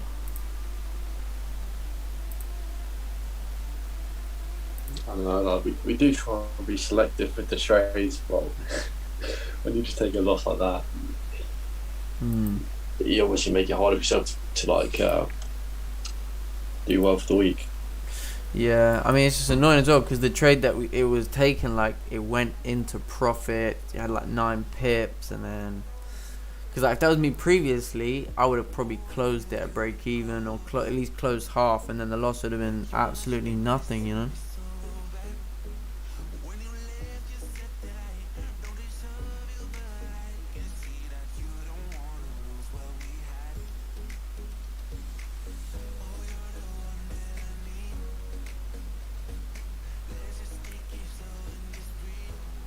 My ideal situation, I would like 830 to pull us back, right? Create a wick below there, and then maybe like close above, and then if we start to see the next one maybe breaking the high, to continue up. I know I don't really like impulsive trades anymore, but I think based on what I have seen before, that's the type of thing that could happen easily here. But we know 830 does like to give us a pullback. But we seem to have a lot of volume, so maybe it's not going to do nothing. Maybe it's just going to create a bottom wick and still drive up. But it's not really what I want, of course. It's just stops are going to be... If we go based on the 30-minute, stops are pretty big. From a 15-minute...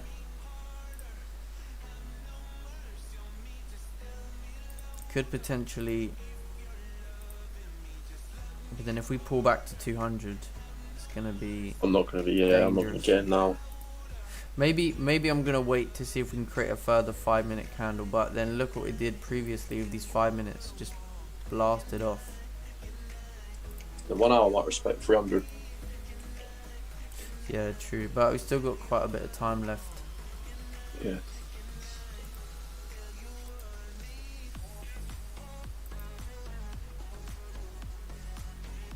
Although it's great when GG has a lot of volume, it's like when you miss the first part and it's like such a difficult part, and then you're just waiting, and it just doesn't come. It's like, man.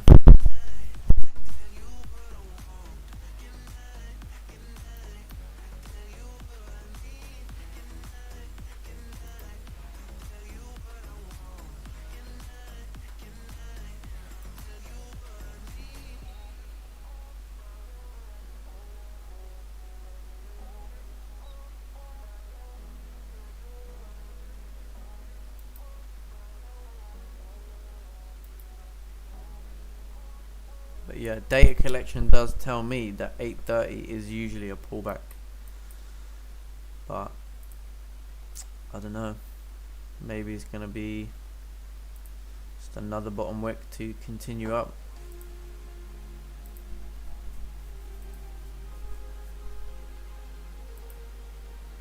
And in terms of an entry,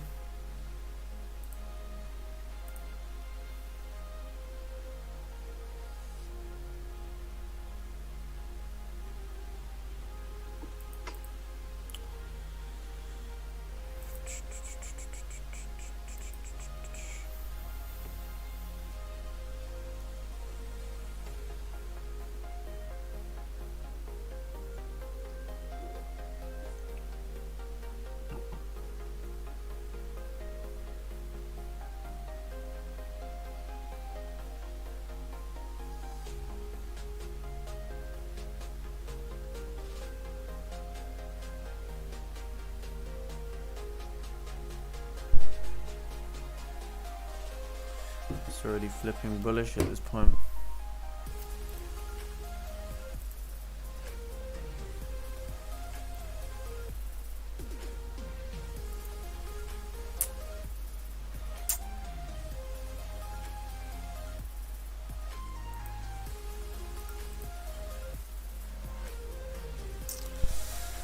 Oh man, GJ is just not taking no prisoners today. It's already breaking the 15-minute high. 30-minute now breaking the high. Sure, it's gonna go now. It's off. Oh, I was so considering entering in on this 300 retest. But too late. It's gone. Yep, it's gone.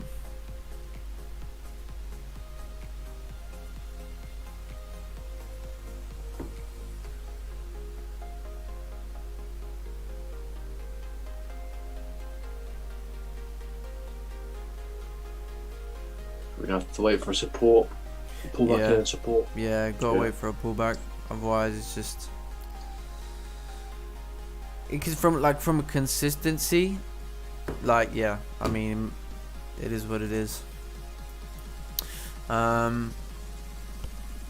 Missed your entries, mate. Yes, I missed my entry down over here. Well, we spoke about this one, but since then, I waited for support. Hasn't come.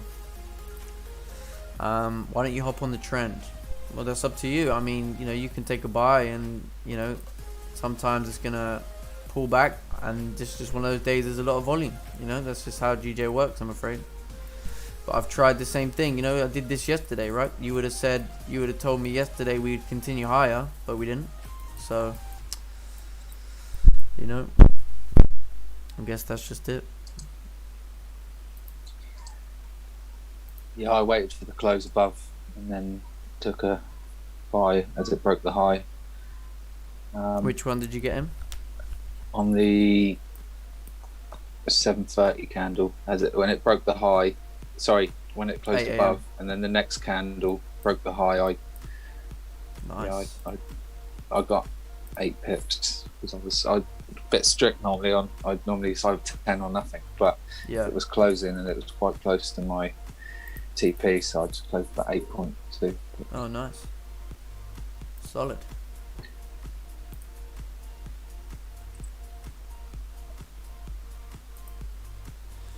Nice work, man. Yeah.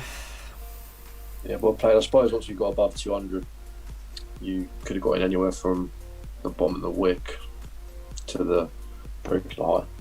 Yeah, I did have to sit for a bit of drawdown, but I worked out.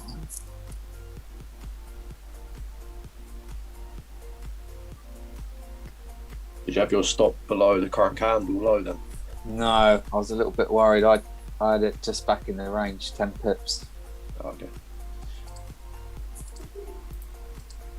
Yeah, I mean, if this candle does close bearish and then we get a bullish candle, there's still all to play for. So, we'll see. We didn't quite reach there yet, have we? No, not really. Yeah, like if you get a 1 hour candle still closing above like 325, 330, we expect the next one on the 30 minutes to create support or 15 minute. There's just a lot of volume here today. Yeah, There's the just stop's volume. still going to be quite big. Yeah.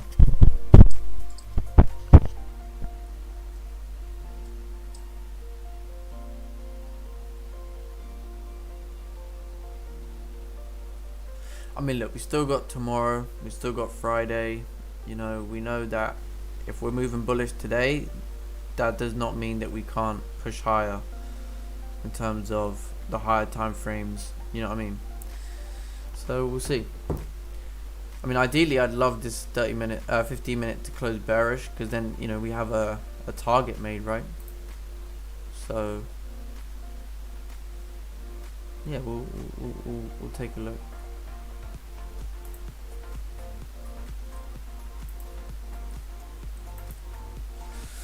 Okay, can anyone help with AUD USD? I sold it. If you send a chart, mate, I'm more than happy to take a look.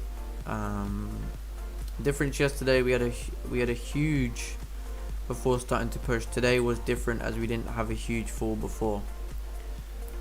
Yeah, true. I get that. I get that.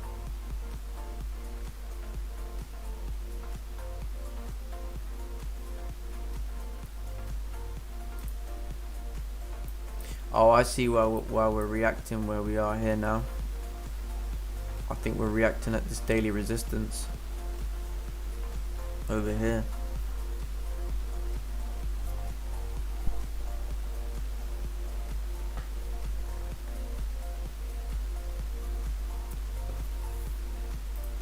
But yeah, I mean, look, this, you know, this is we're only at 8:40. You know, you've still got MY session, and you never know. We might correct this whole thing coming up from for MY. You never know. You've seen that happen too. So yeah, just gotta wait, man.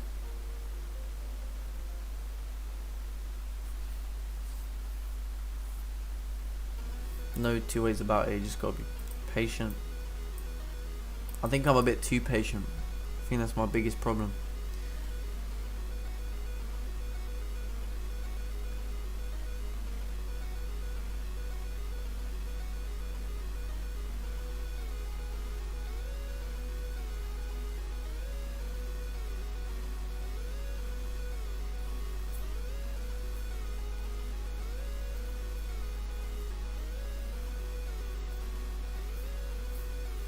But it's all good. But well done, Liam. Nice for catching those buys.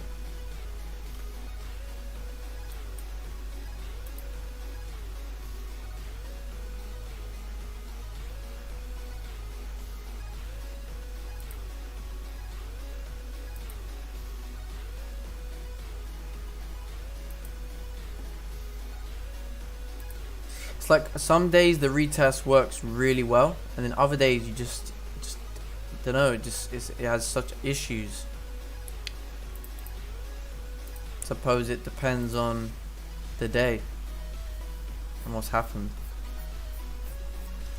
I mean, look, it wasn't like this whole move wasn't anticipated. You know, we were literally a minute away from executing somewhere here, and we would have had a great day today. You know, runners would have ran really, really well.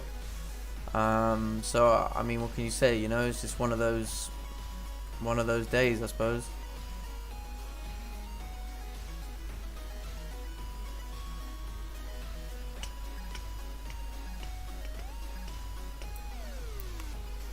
But it would be nice if this 15 closes bearish, and then we can start to get a further bullish candle formed.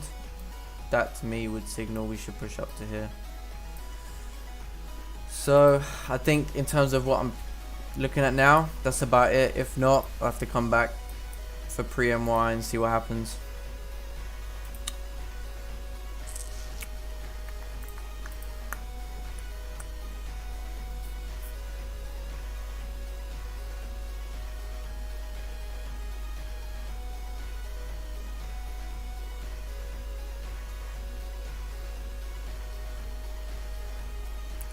Oh, what's this now? I'm reading on YouTube. So it says quarter of COVID deaths not caused by virus. New figures show. Oh, let's read this then. What are they saying about that?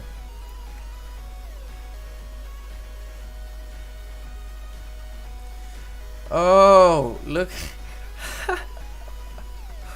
Oh my god.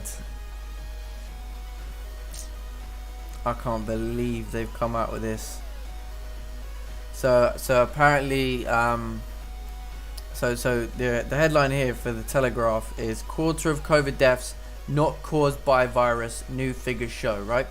And then it says calls to speed up roadmap as data records people dying with disease rather than from it. Oh, who said that one since day one? Almost a quarter of registered COVID deaths are people who are dying from the disease, new New official figures show as the government was urged to move faster with the roadmap in light of the increasingly positive data. Man.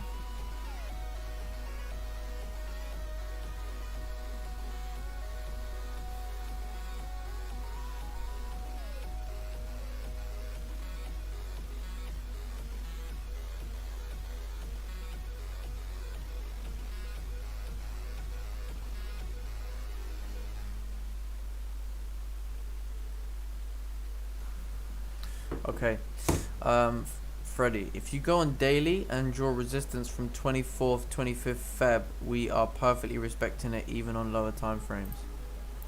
Or we've created support on the 5 minute. I bet this is going to move up now. Let's go to daily quick. 24th, 25th of Feb. Feb. 24th? Oh, what you mean? If you go on daily and draw resistance from, we are perfectly respecting it even on lower time frames. Oh, I see what you're saying from over here. Yeah. I hear what you're saying there. Makes sense. I thought you were saying over here.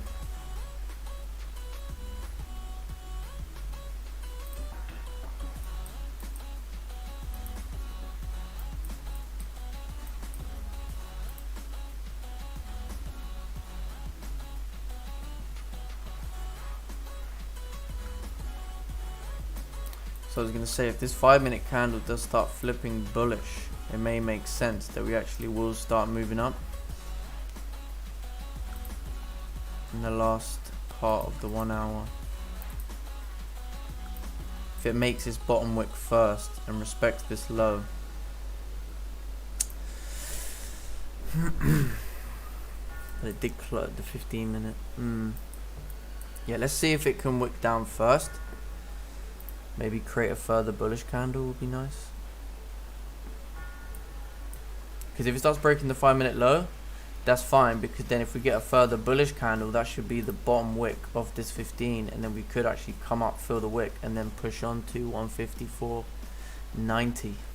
But if we start breaking this low, then I've got to wait for a 15 minute support at this point, or even a 30 minute if the 30 minute's going to pull back. Right, we broke the low on the 5 minute.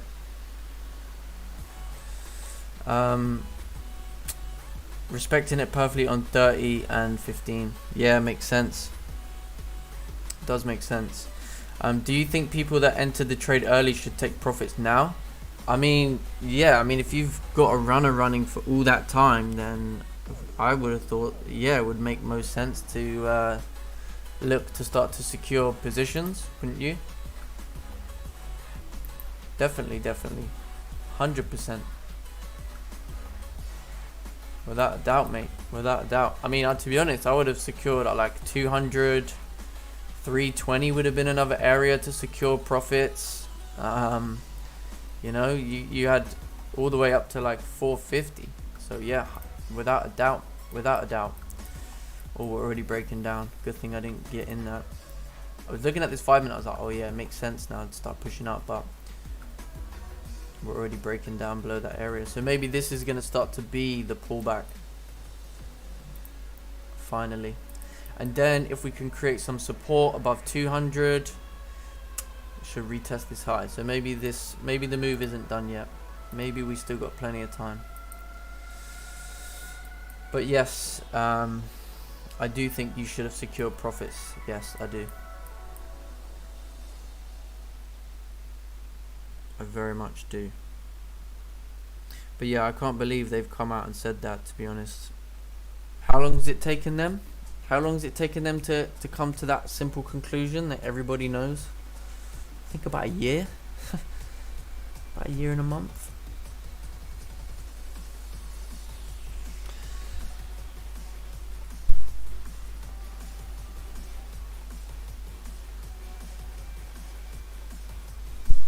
But there you go. Right, nice. So we are getting a proper retracement finally. 30 minute also retracing. So yeah, if we can pull back to 200, create support, then I think I'll re-enter, or not re-enter, sorry, I'll enter buys.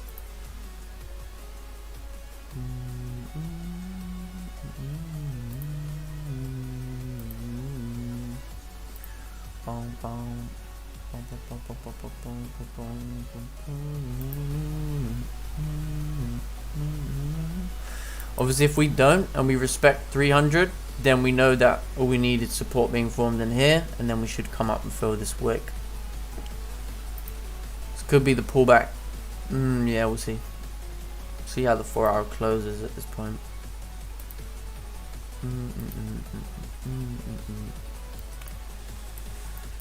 Right.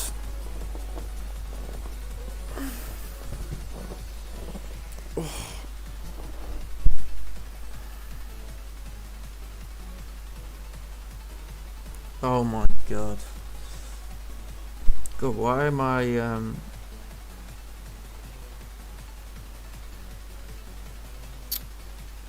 God, why is all this stuff coming out now? There's another thing here.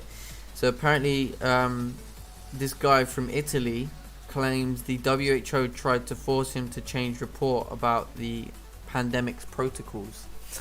You know, when you just read things like that, it's just like, man.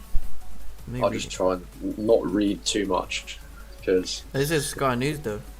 Like Sky News. Yes, our Sky News.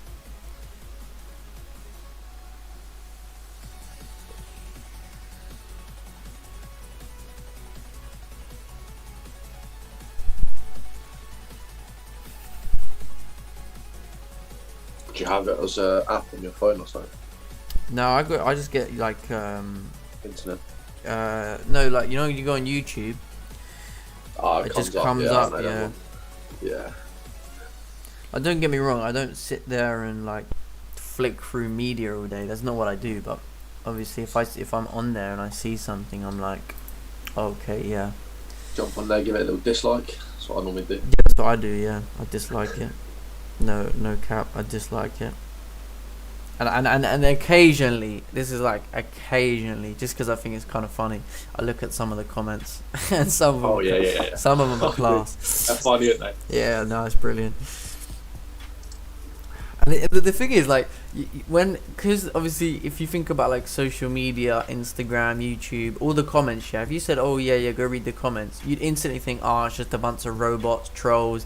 But there's actually some really like clever people on there. Like one guy was just saying like what he was saying is pretty much what I've been saying all along, and it was just I was like, oh man, Yes. yeah, there's other people out there who think the same. The same, yeah. He was like, I remember there was would you remember when they spoke about the vaccine passports? Yeah. And Sky News were like, oh, we could bring vaccine passports into blah blah blah. It got like something like crazy, like 4K dislikes, like 100 likes, and then bare the comments would go. It was like New World Order, you know, all that type of thing. But it was like every single comment was completely against it. Like there wasn't even one person turning around going, "Hey, no, it's a good idea." Like it was nothing. Oh, it's funny, man. Ooh. Yeah, I like the little battle sometimes that they have. Yeah. When it's the like to dislikes, obviously it's always skewed. Yeah. That's what I mean though. Like the media, them correspondents must look at it like, oh man, people are so pissed. We're just sitting there like keep pushing this agenda, but just people are not having it. But to me, It's funny because like, go on. A lot of us aren't having it, and when it comes to like the actual real life situations, like we feel like defenseless and we can't really do anything about it. No, that's it. You can't actually do a lot about it. Yeah. Yeah, that's the thing. You actually can't do a lot about it.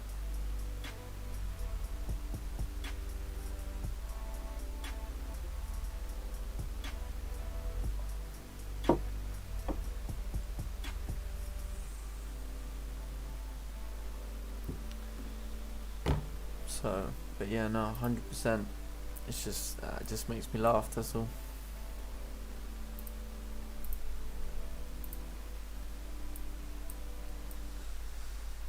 But there you go.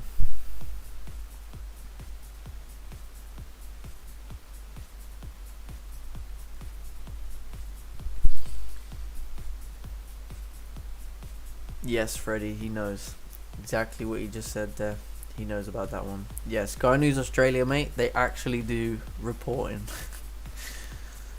I don't know.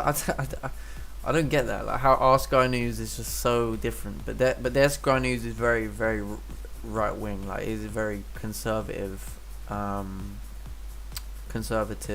media. But at least they like they at least they don't lie about stuff. You know what I mean? They just report.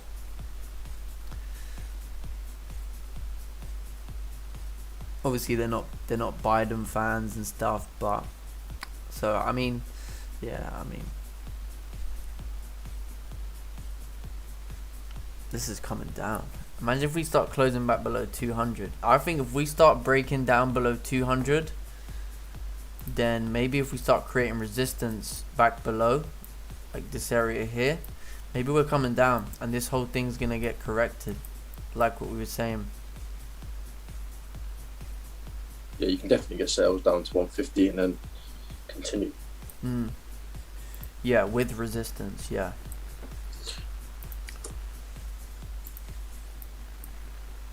But we'll see, because we'll have to definitely having problems getting below 159, 500 at the moment. Yeah.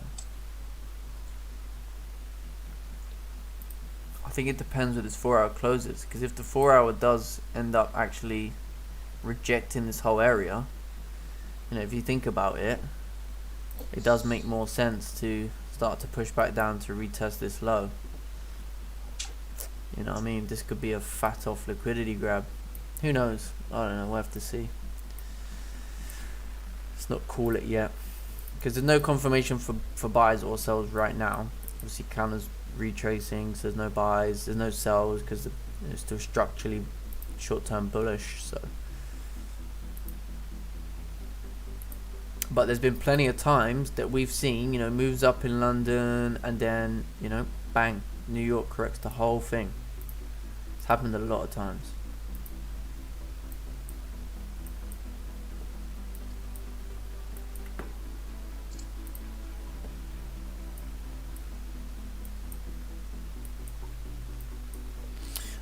But yeah, no, Sky News Australia, they are pretty good, to be fair, for your news events and that. Obviously they do a lot more to do with Australia, of course, but still.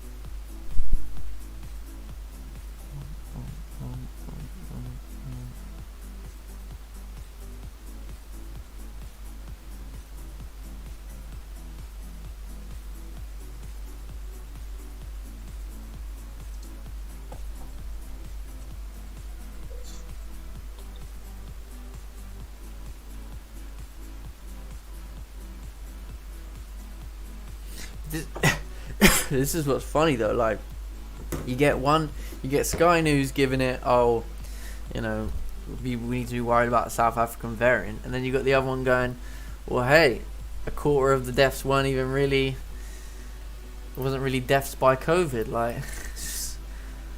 oh.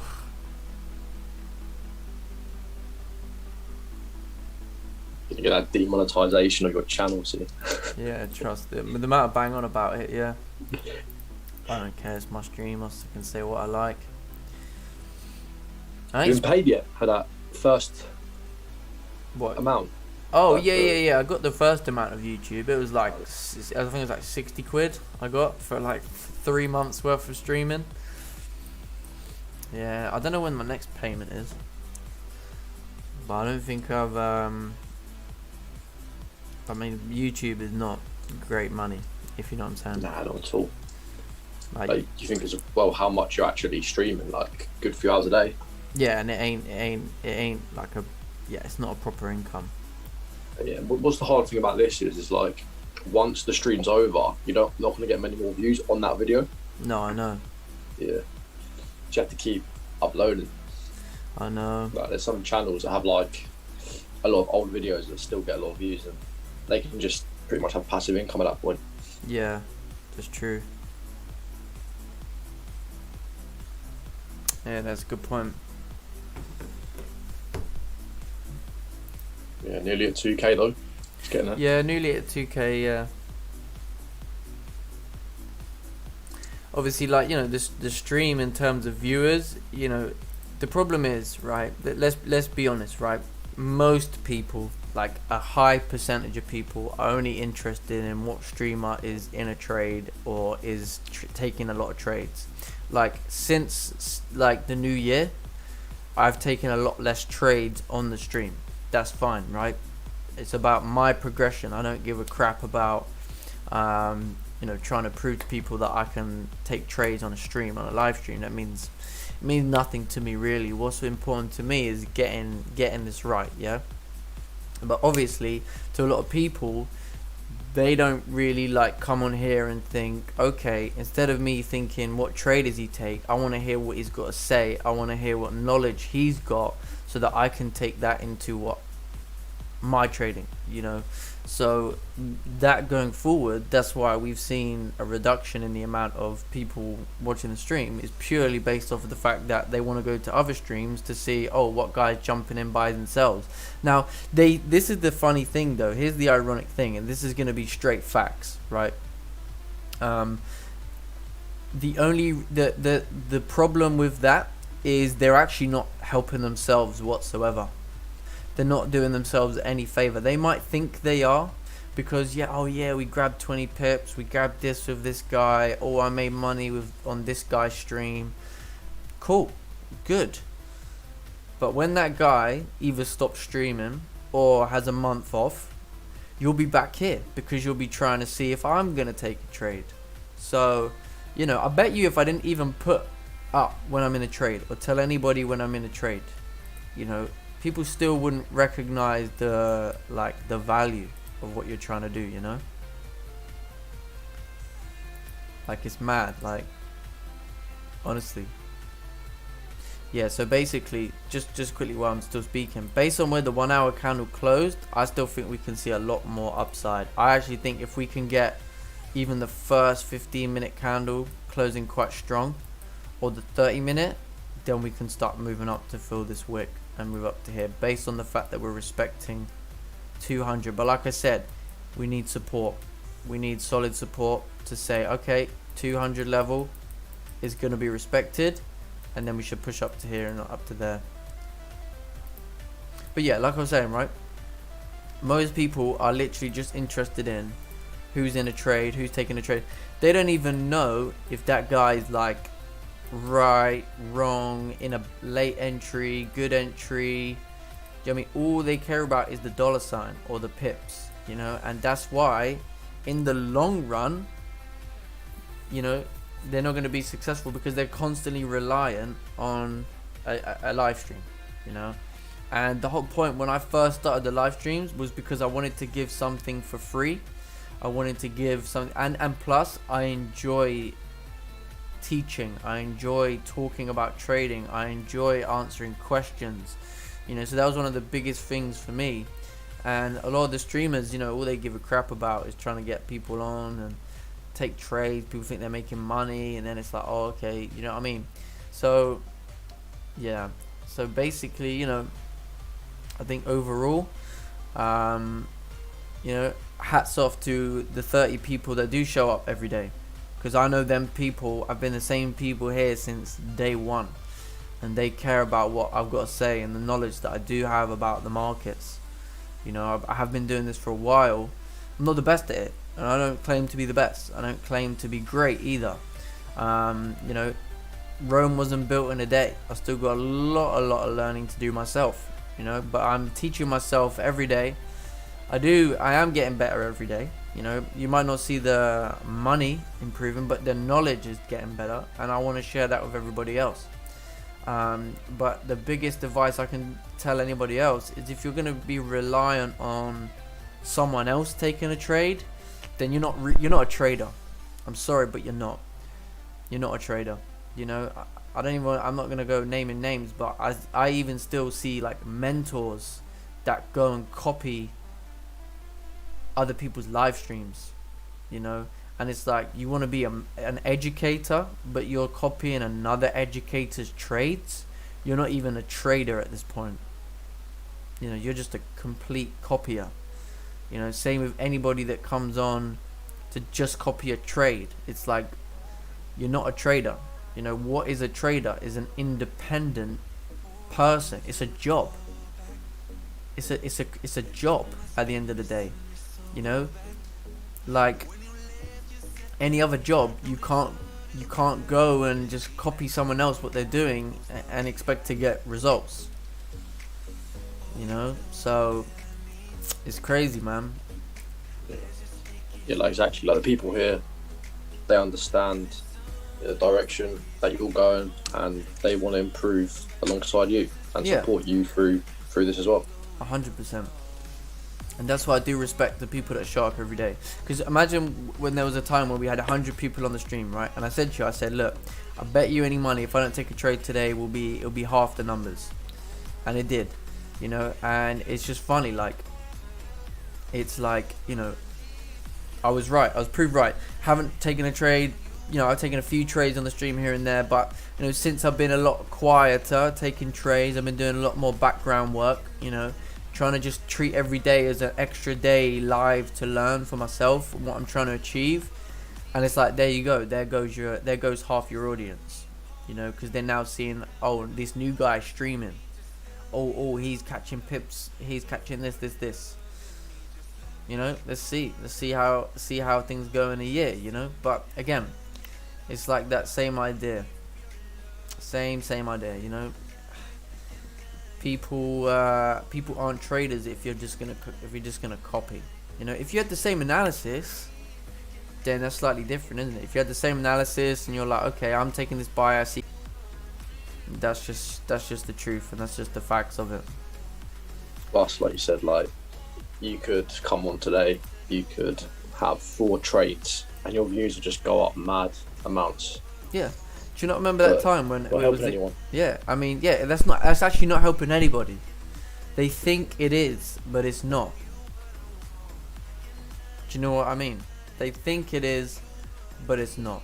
And that's the thing, you know. And I remember that day I got in a trade. We was maybe 40 people watching the stream at the time, and I said, watch the numbers go up now that I'm in a trade. And it went to like 90 plus. So basically 40 plus people, 50 plus people purely came on the stream because they saw I was in a trade and thought, oh, that means they got to come on because they're gonna try and get in on that. And it's just like, yeah, go on. Yeah, they're gonna get in late as well if you're already in the trade. Exactly. But there you go.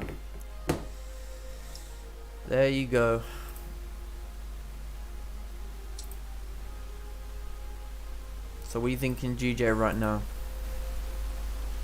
I quite like maybe 15 or 30 to close back above 320 and then continue up. Yeah, the only thing about that is like the same thing that happened here. We wanted it to close above there and it didn't, and it ran. So if that happens, I mean, I'm personally gonna like learn my lesson straight away and say, all right, cool, this zone is now unimportant because we pushed through it, we've made a high and we've pulled back. You know what I mean? Even here, you know what I mean, the same thing happened and it still went that way. So maybe it is gonna do that. Obviously 15-minute stops are going to be pretty tight. So yeah, and our range is like 9-10 to retest 150 380, but I think once we go there we can go break even and then look to fill the wick, and then we've got like 17 pip range. I think if this candle closes decent, I might give it a go. Yeah, I feel you. The only thing I'm concerned about is the fact the previous hour did close maybe like a rejection, but it obviously is still respected 200 right now. Yeah, that's what I'm more concerned about. Are we respecting 200? Because like I said, that's a mid-range level. So if you look at it like now, what makes more sense? Oh, it does make sense. Yeah. Yeah, do you know what I'm saying? And that's why I was like, I don't want to be overcomplicating it. Let's keep it simple, But obviously, we never know. This 15 might not even give us an opportunity, so. We'll see.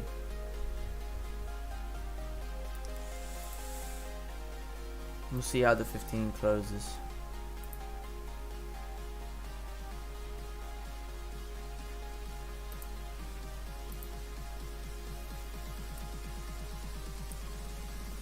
Quite an important hour. It's just that this 4 hour now, if we end up closing back below 200, then we could still come back down to where we started today. Yeah. Oh yeah, I mean, it depends, isn't it? Because let's say like we get the 15-minute candle closure, it retraces, or let's say this 15-minute taps into this high and then pulls back. We know then at that point, then the buys is difficult. Do you know what I mean? Because then it's like we've already tapped into the high and then you've retraced, means that there would be resistance forming in here, which means that we can get a further 15-minute bearish candle, which would then say wait for the 30. So it's doing that now. So that would basically mean that we would have to have taken the trade based off the 5-minute. But I'm no way near in a position to take trades off the 5-minute. Ever.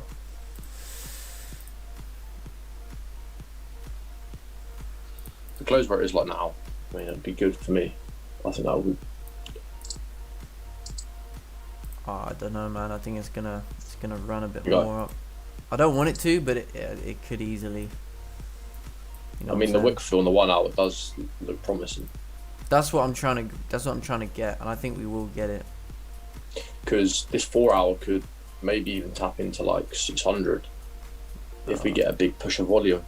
Yeah. The last hour. I think it's gonna do that now. Man, see, I was so considering buys if this candle closed here. But we'll see. If it does retrace and close like somewhere over here, then I'm going to give it a go to continue bullish.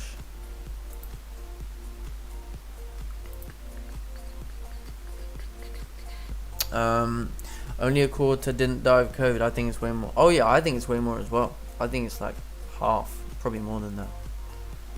But still. Even a quarter still means the amount of deaths was a lot less than what they're trying to say. So the fact that someone's even mentioning it is refreshing, in my opinion. You know, the fact they're willing to, someone's actually willing to call that out a year later. It might be a year later, but still, I'm still happier about that.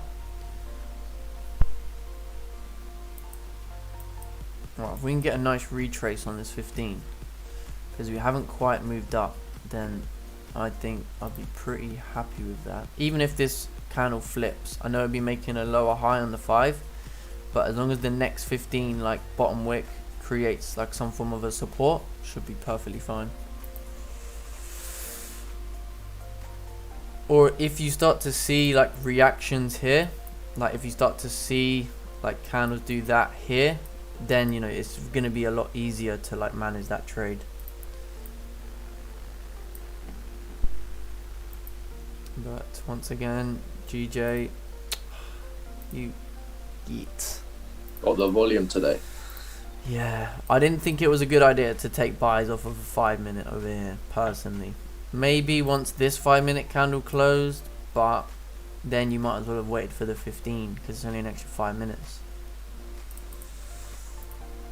But we'll see what it does in the minute and a bit.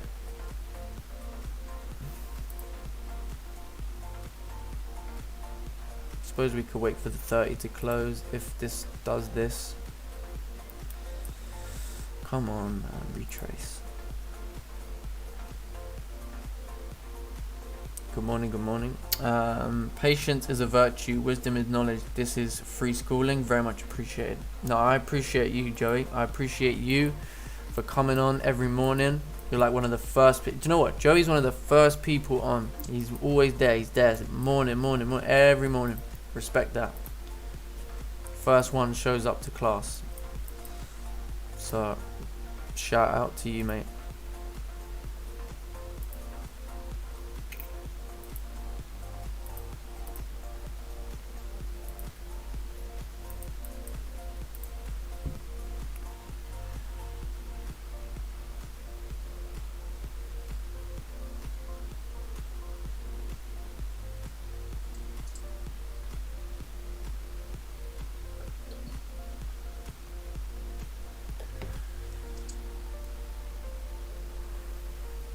So I think that's tapped into the 30-minute level, and on it now rejecting. Mm-hmm.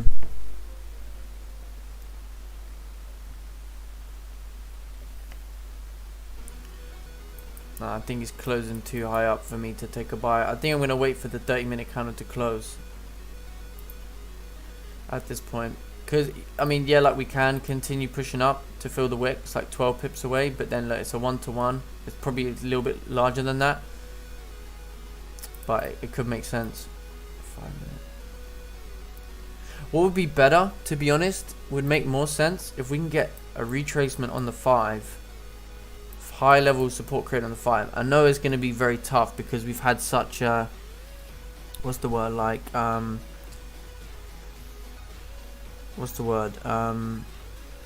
like a high level support. I know it's going to be tough because a lot of the volume has just been basically pushing up, you know, just completely breaking up. But if you do get that high level support, you can easily then start pushing back up with the new 15-minute candle. So I'm going to keep an eye on it. If that doesn't happen, then I mean, we just basically missed everything today, and that's life, innit? But look, we still got tomorrow, we still got Friday. I'm not writing this week off yet. Well, I'm never going to write this week off.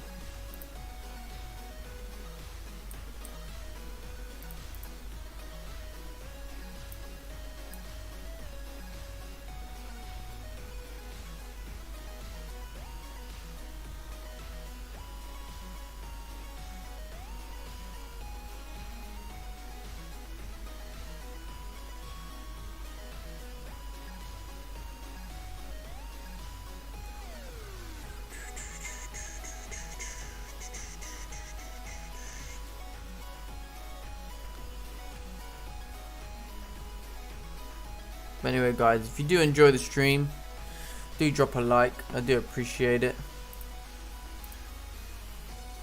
Yeah, I think this 30-minute might be a good shout for a close. So still the first half of the 1 hour. Do you know what I'm saying?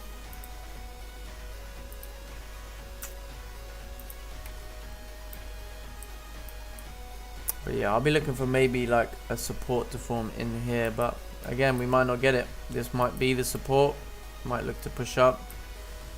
But again, you'd have to like expect this to break and then move up into here and then up into here, which could potentially be a good shout. Tough one. I was looking for this to pull back into like 300, maybe getting then, but it seems like it's going to go. Yeah. Like it has closed back above that 320 level on the 15. Yeah, I see that. I see that.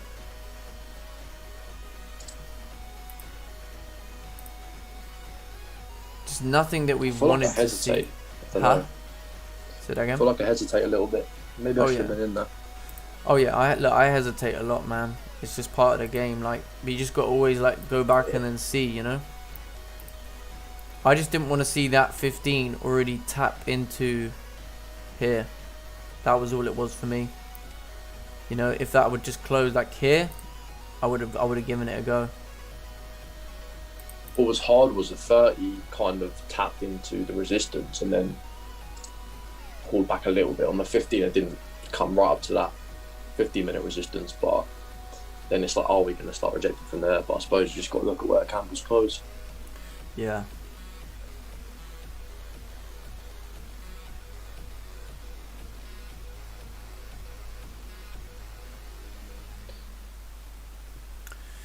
Yeah, that's it.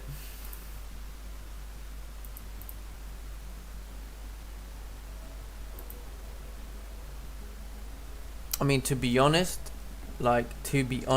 we should have had maybe buys within here to like push up, you know, but I don't know. We'll see. Still got a lot of testing things out to do. Yeah, I'm not in a rush to like take trades, and I'm more worried about learning first. And then if I miss moves, you can just always mark them up and see. Yeah. I think as well, like, I think one of the most things that I probably overcomplicate, like being honest, is in terms of candle closures, etc. But in terms of what's the word? Structure wise, I think it's like you need to focus more on structure. Like if we say, for example, this situation here, we were like focusing on the fact that we need it to close above this certain key level, this certain that, when really just structurally wise, high support up. What is this made? High support. You know what I mean? Like it's that kind of like principle. Simple. You got to focus more on that than necessarily. This is one of the biggest things that I want to look to correct to myself.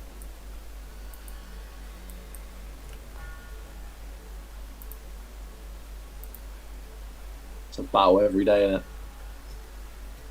innit? Yeah, like exactly. Like every day is a new day to trade, But it's that situation there that did annoy me a little bit. And that's the thing, like, you do get one of the hardest things about trading as well is the emotional side. You miss a move because it didn't print exactly how you wanted it. And then it's like, you're just sitting there, you wait for a re-entry and it doesn't come. And yeah, it's going to be like a little bit hard, but it is what it is at the end of the day, isn't it? Just have to accept these things at times. No, there's no two ways about it,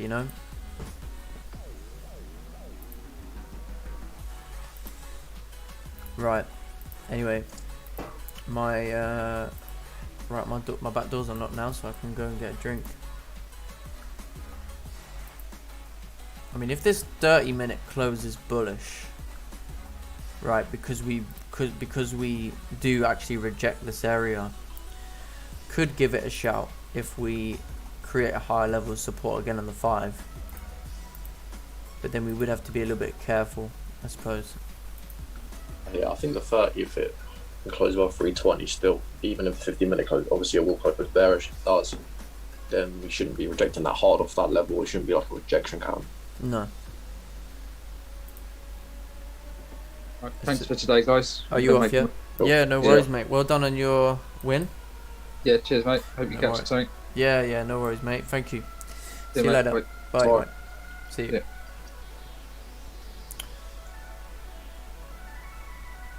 I bought it at 152.85. 152.85. Oh, very nice. About 30 minutes ago. Yeah, nice. After 5 minutes. Very nice. Yeah, maybe that could have been a good shout. I think Sergio got in off the retest on the 8-8-30 candle. Okay. He got in at 180. Oh, nice. Yeah. Yeah, this is the thing. Like, I mean, a lot of these retests, seem to have worked out today. But I mean, if we went through the last 3-4 months, we know that is. Yeah. It's not easy. Nah, that ain't an easy job at all. The only way that works is when you basically create support, but then you wait for that candle to close, and then it ends up closing all the way over there. Yeah, because like that was London Open. Like you could have carried on pulling back. Just never know. Yeah. Right, we've got 6 minutes. I'm gonna go grab my drink quickly then, and I'll be back. Like, cool.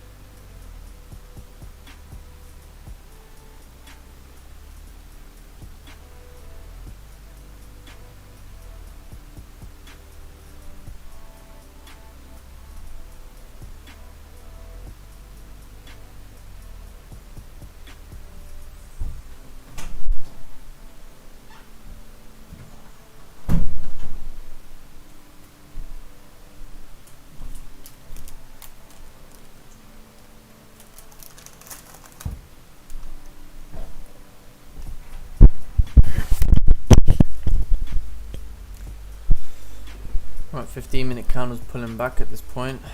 30-minute candle's about to close.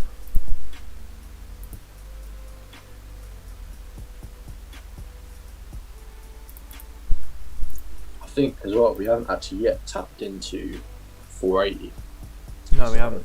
Be a good chance we could in this candle. Yeah, very, very potentially. It depends how this 15 closes as well. Because if this closes like this, then you're expecting the next 30 to break that low pretty quick. Pull back into here. So it'd be probably better if the 15 closes bearish, to be honest.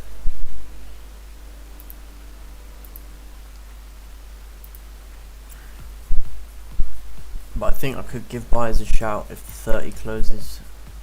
I think I'm going to get in if we can get the 30 close above 320.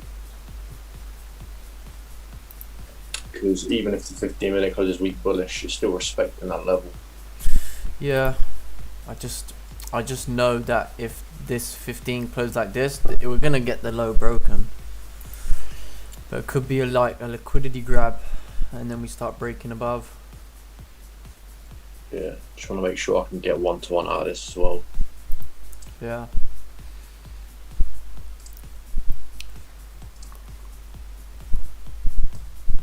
Yeah, you just don't want stops too big.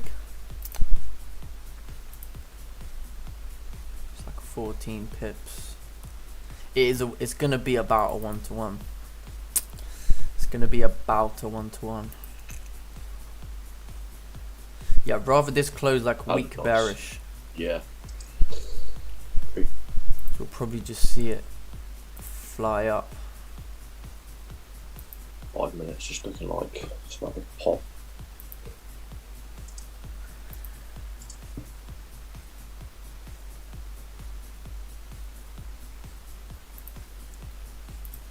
Right, let's see where it closes. It's gonna be about a 13 pip stop.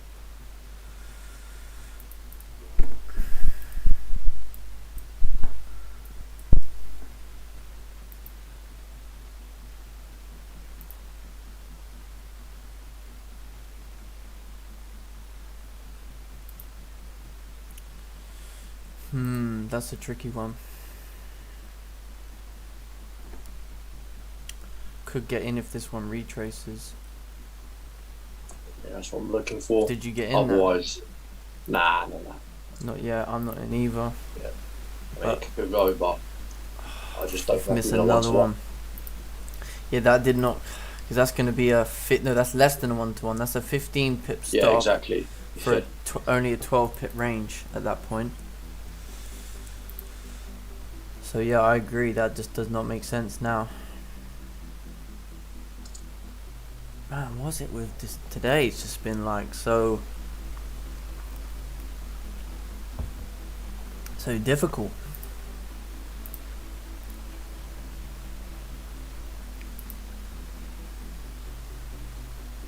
Yeah, if we can get a nice pullback to around like, where would give me a 1-to-1? Roughly around 320 area. Yeah. Why couldn't that 15 minutes go weak bearish? I don't know. It's GJ, man, just makes no sense at times.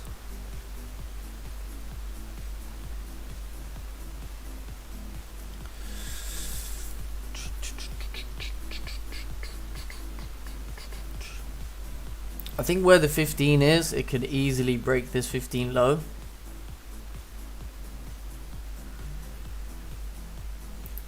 Oh yeah, we're gonna have volume problems now. Don't know. Should be fine. It should be. Looking on the phone, it's very solid. Like, it's a solid support at the end of the day. Solid support. Yeah. So, but what we just don't want is, from a risk reward perspective, to be in here. It makes no sense. I have to happily let this go, because there's no way like you would want to do that over and over again. Because we might even get there. We might reject this wick. True. You'd have to anticipate. You'd want to even target like. It's gonna be more. Further up, like 750 if you want to really make this work. Yeah, but I mean, there's no guarantee, because this is your 4-hour level.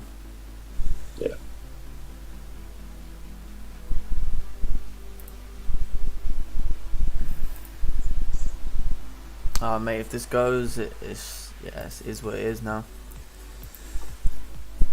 I think if this does run up fill this week, we're gonna call it a day at this point because we've just missed I think everything. if this goes, I'll look back and say should have been on the 15-minute close.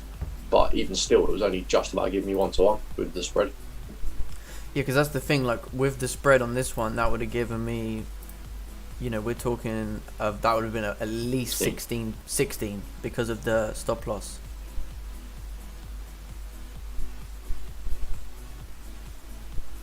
No, I agree that we can head up to 490, that resistance 100%. It's a high chance, but if you want to be consistent, are you going to take a trade that you have a negative risk to reward? Like, I don't focus on risk reward, but I do focus on, okay, where's my target? My target's 12 pips, but my risk is 15. So if I was to take that trade twice in a row, and I took 2 wins and one, or let's say 3 trades, I took 2 wins and 1 loss. You know what I mean? It's not a major. Yeah, I got the same bias. I mean, yeah, it should be off now. I think it's gonna continue.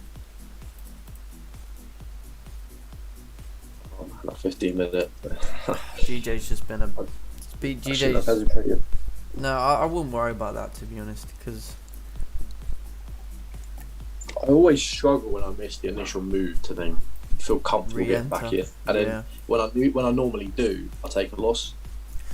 Yeah, I feel you. Battle. I feel you. It's a psychological warfare, man. Yeah, it is.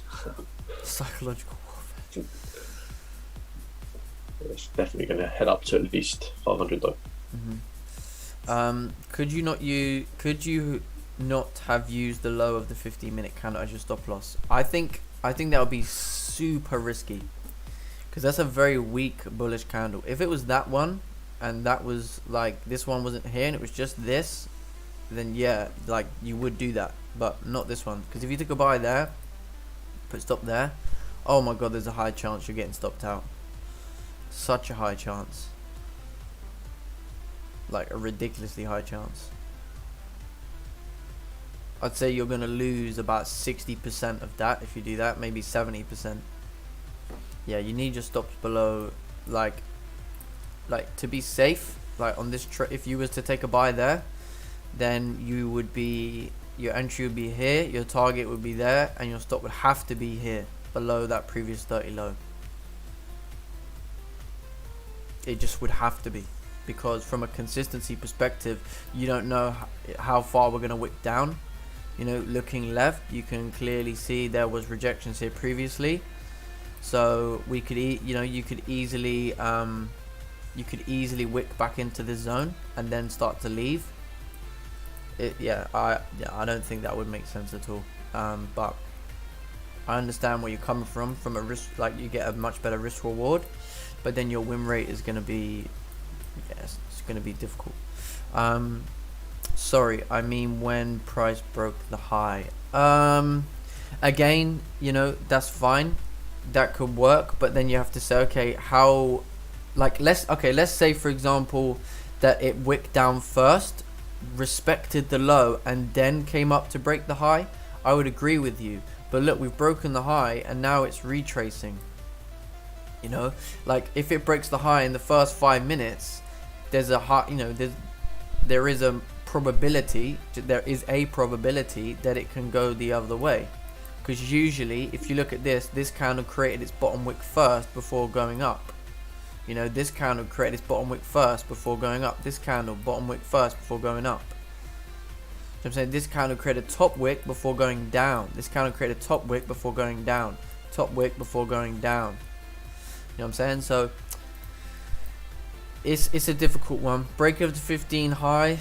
I've been done those entries. I've had those entries time and time again, and the problem with those is once it breaks that high and then you see it go back into drawdown, you get anxieties. Then you start thinking, oh shit, my stop loss is just there, it can easily stop me out now. I've got to manage risk if this candle flips, because then there's a higher probability it's gonna hit my stop.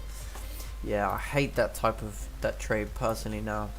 Then you get out of it and then it runs your way. Yeah. And then what might happen is it might flip, start coming to your entry, and then go all the way back because there's some 5-minute crazy stuff going on. But no, it's cool.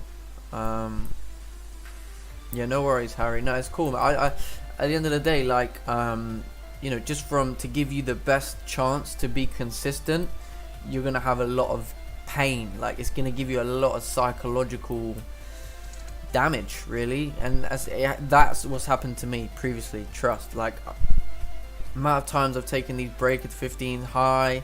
I'm like, yeah, sweet. You start moving up, and then candle starts doing that, and it's panic mode because you're like, what's happening? It's not supposed to do that. Well, how are you going to deal with it? So that's why I'm just I stay clear of that now. But cool. Like, there's always going to be that few times that it works. But like, trading is about consistency, isn't it? You know, it's like gym. It's like anything. You know, I'd say a good example of that would be like if you go to the gym. I don't know, and let's say like you do, I don't know, a few reps of bench press on a really high weight that you haven't really done before, and you're like, oh yeah, I can do that. But if you was to do that, like, let's say on a consistent basis, you might like injure yourself because it's actually too heavy for what you can do. You know, like, you can do a few reps of it, but if you try and do a consistent 10, you can't do it because it's too heavy. Do you know what I mean? This is too psychologically sensitive to take trades like this. You'll have yourself staring at it going like this.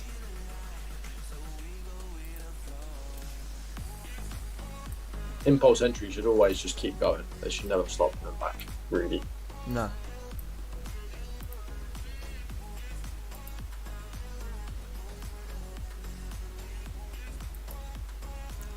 But yeah, I mean, it may work out.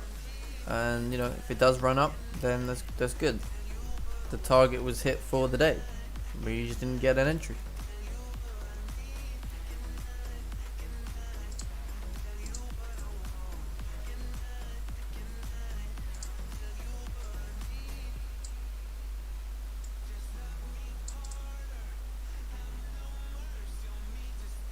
Right. Looks like it is moving up now, though. So today's a good example of how it is working out so far, but we know that for sure other times it may not.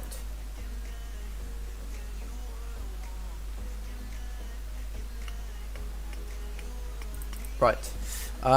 So last thing, guys, obviously Pacific Union, right, the broker, they are still doing this promotion. So if you think about it, you guys can go and earn yourselves a very quick $50 US. They are still doing this promotion. You don't have to deposit any money, right? Go use the link in my bio and you can get yourself where was it last time, Kelsey? You pointed it out to me.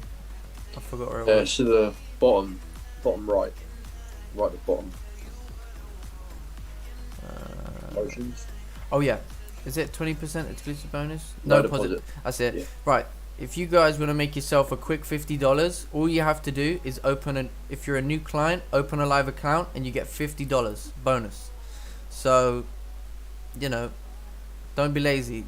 It ends on the 30th of this month as well. Okay, so you're gonna get $50, $50 US for just opening an account with this broker. So. Look, no deposit. So I think that's a really good shout. Alright, obviously go read into it. You know, I'm not gonna do that for you. So getting bonus and or training bonuses funds on 2 or more of the accounts is prohibited. Okay, so you can't so it's on one account. So that's fine. But still $50 for doing what? For no deposit. So I would 100% recommend doing that for people. Go use the link in my bio. Go get yourself that free $50 US.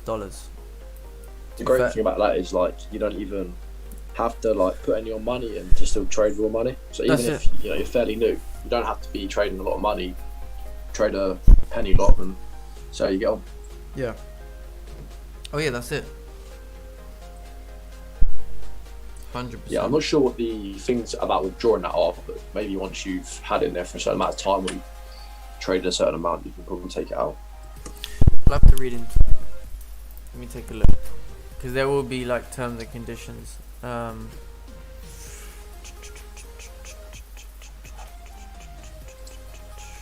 Oh yeah, you can withdraw it. You just can't have any open positions. Okay. So yeah. But yeah, go read it. Obviously, go do your own due diligence. That's the best thing to do. Always recommend go and check it out for yourself. But you know, the worst way, it's free. It's free money, I suppose. I think it says here I've clicked on like the full terms and conditions. It says about withdrawal. Credit amounts cannot be withdrawn, but you can withdraw part of your profit generated from the bonus. Right. Okay. Well, still. So even if you flip the account.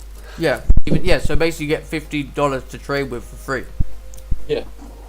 Yeah. So you could go like quite a high margin, and then see what happens, and you can withdraw all that profit. So it's still worth it. I mean, but even if, let's say, you wanted to move over to that broker, and let's say you had like $100 account that you wanted to start with, now you have 150. Do you know what I mean? Yeah, true. So it'll be worth it. Yeah, that's what it's probably better for. Yeah. Adding a bit of your own money. Little boost. 100%.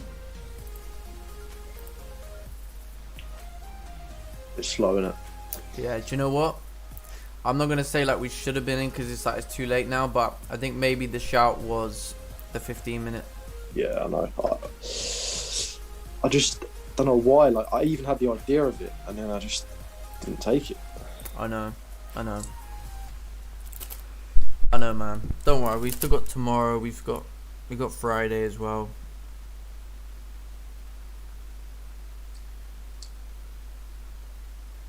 So it's all good, man. Right. Anyway, I'm gonna call it a day here now.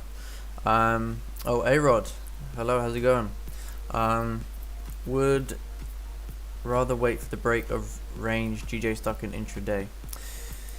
Yeah, that's up to you. I mean, we could see some more upside at this point, but I mean, personally, I mean, once we actually break above like this zone here, then we'll properly see upside. Like this is only like, you know, we could even come back down from here. You never know, like what we did yesterday. Look at the drop that happened yesterday. So we'll see. But yeah, 100%, man. Gold might hit 1754 today if we break this 1750 resistance. Let's take a look. Yes, I think so too. See what MY session brings. Yeah, go see what MY session will bring. But 100%, I think once you break above this area on gold, 1749, basically 1749, gold should be off. Yeah, gold should pump up at that point. But I'm chilling with gold for a bit. I'm gonna chill with gold for a little bit. Right, anyway guys, we're gonna finish there. Thanks very much for coming on. Drop a like on the stream if you've enjoyed today's stream. I know we didn't get a trade, but you know, we was so close to entering the buys. I mean, the move started from here. We did say we was gonna execute buys if it maybe closed slightly above there. And it just, yeah, it's a shame, but it is what it is, you know. I'm afraid it is what it is. So there you go. Right, cool. Thanks very much, everybody. Take care. Have a good day. Be careful coming into MY. You know, might have some pullbacks, etc. But yeah, have a great day, everyone. And we'll see you guys tomorrow. Thanks, guys. See you later.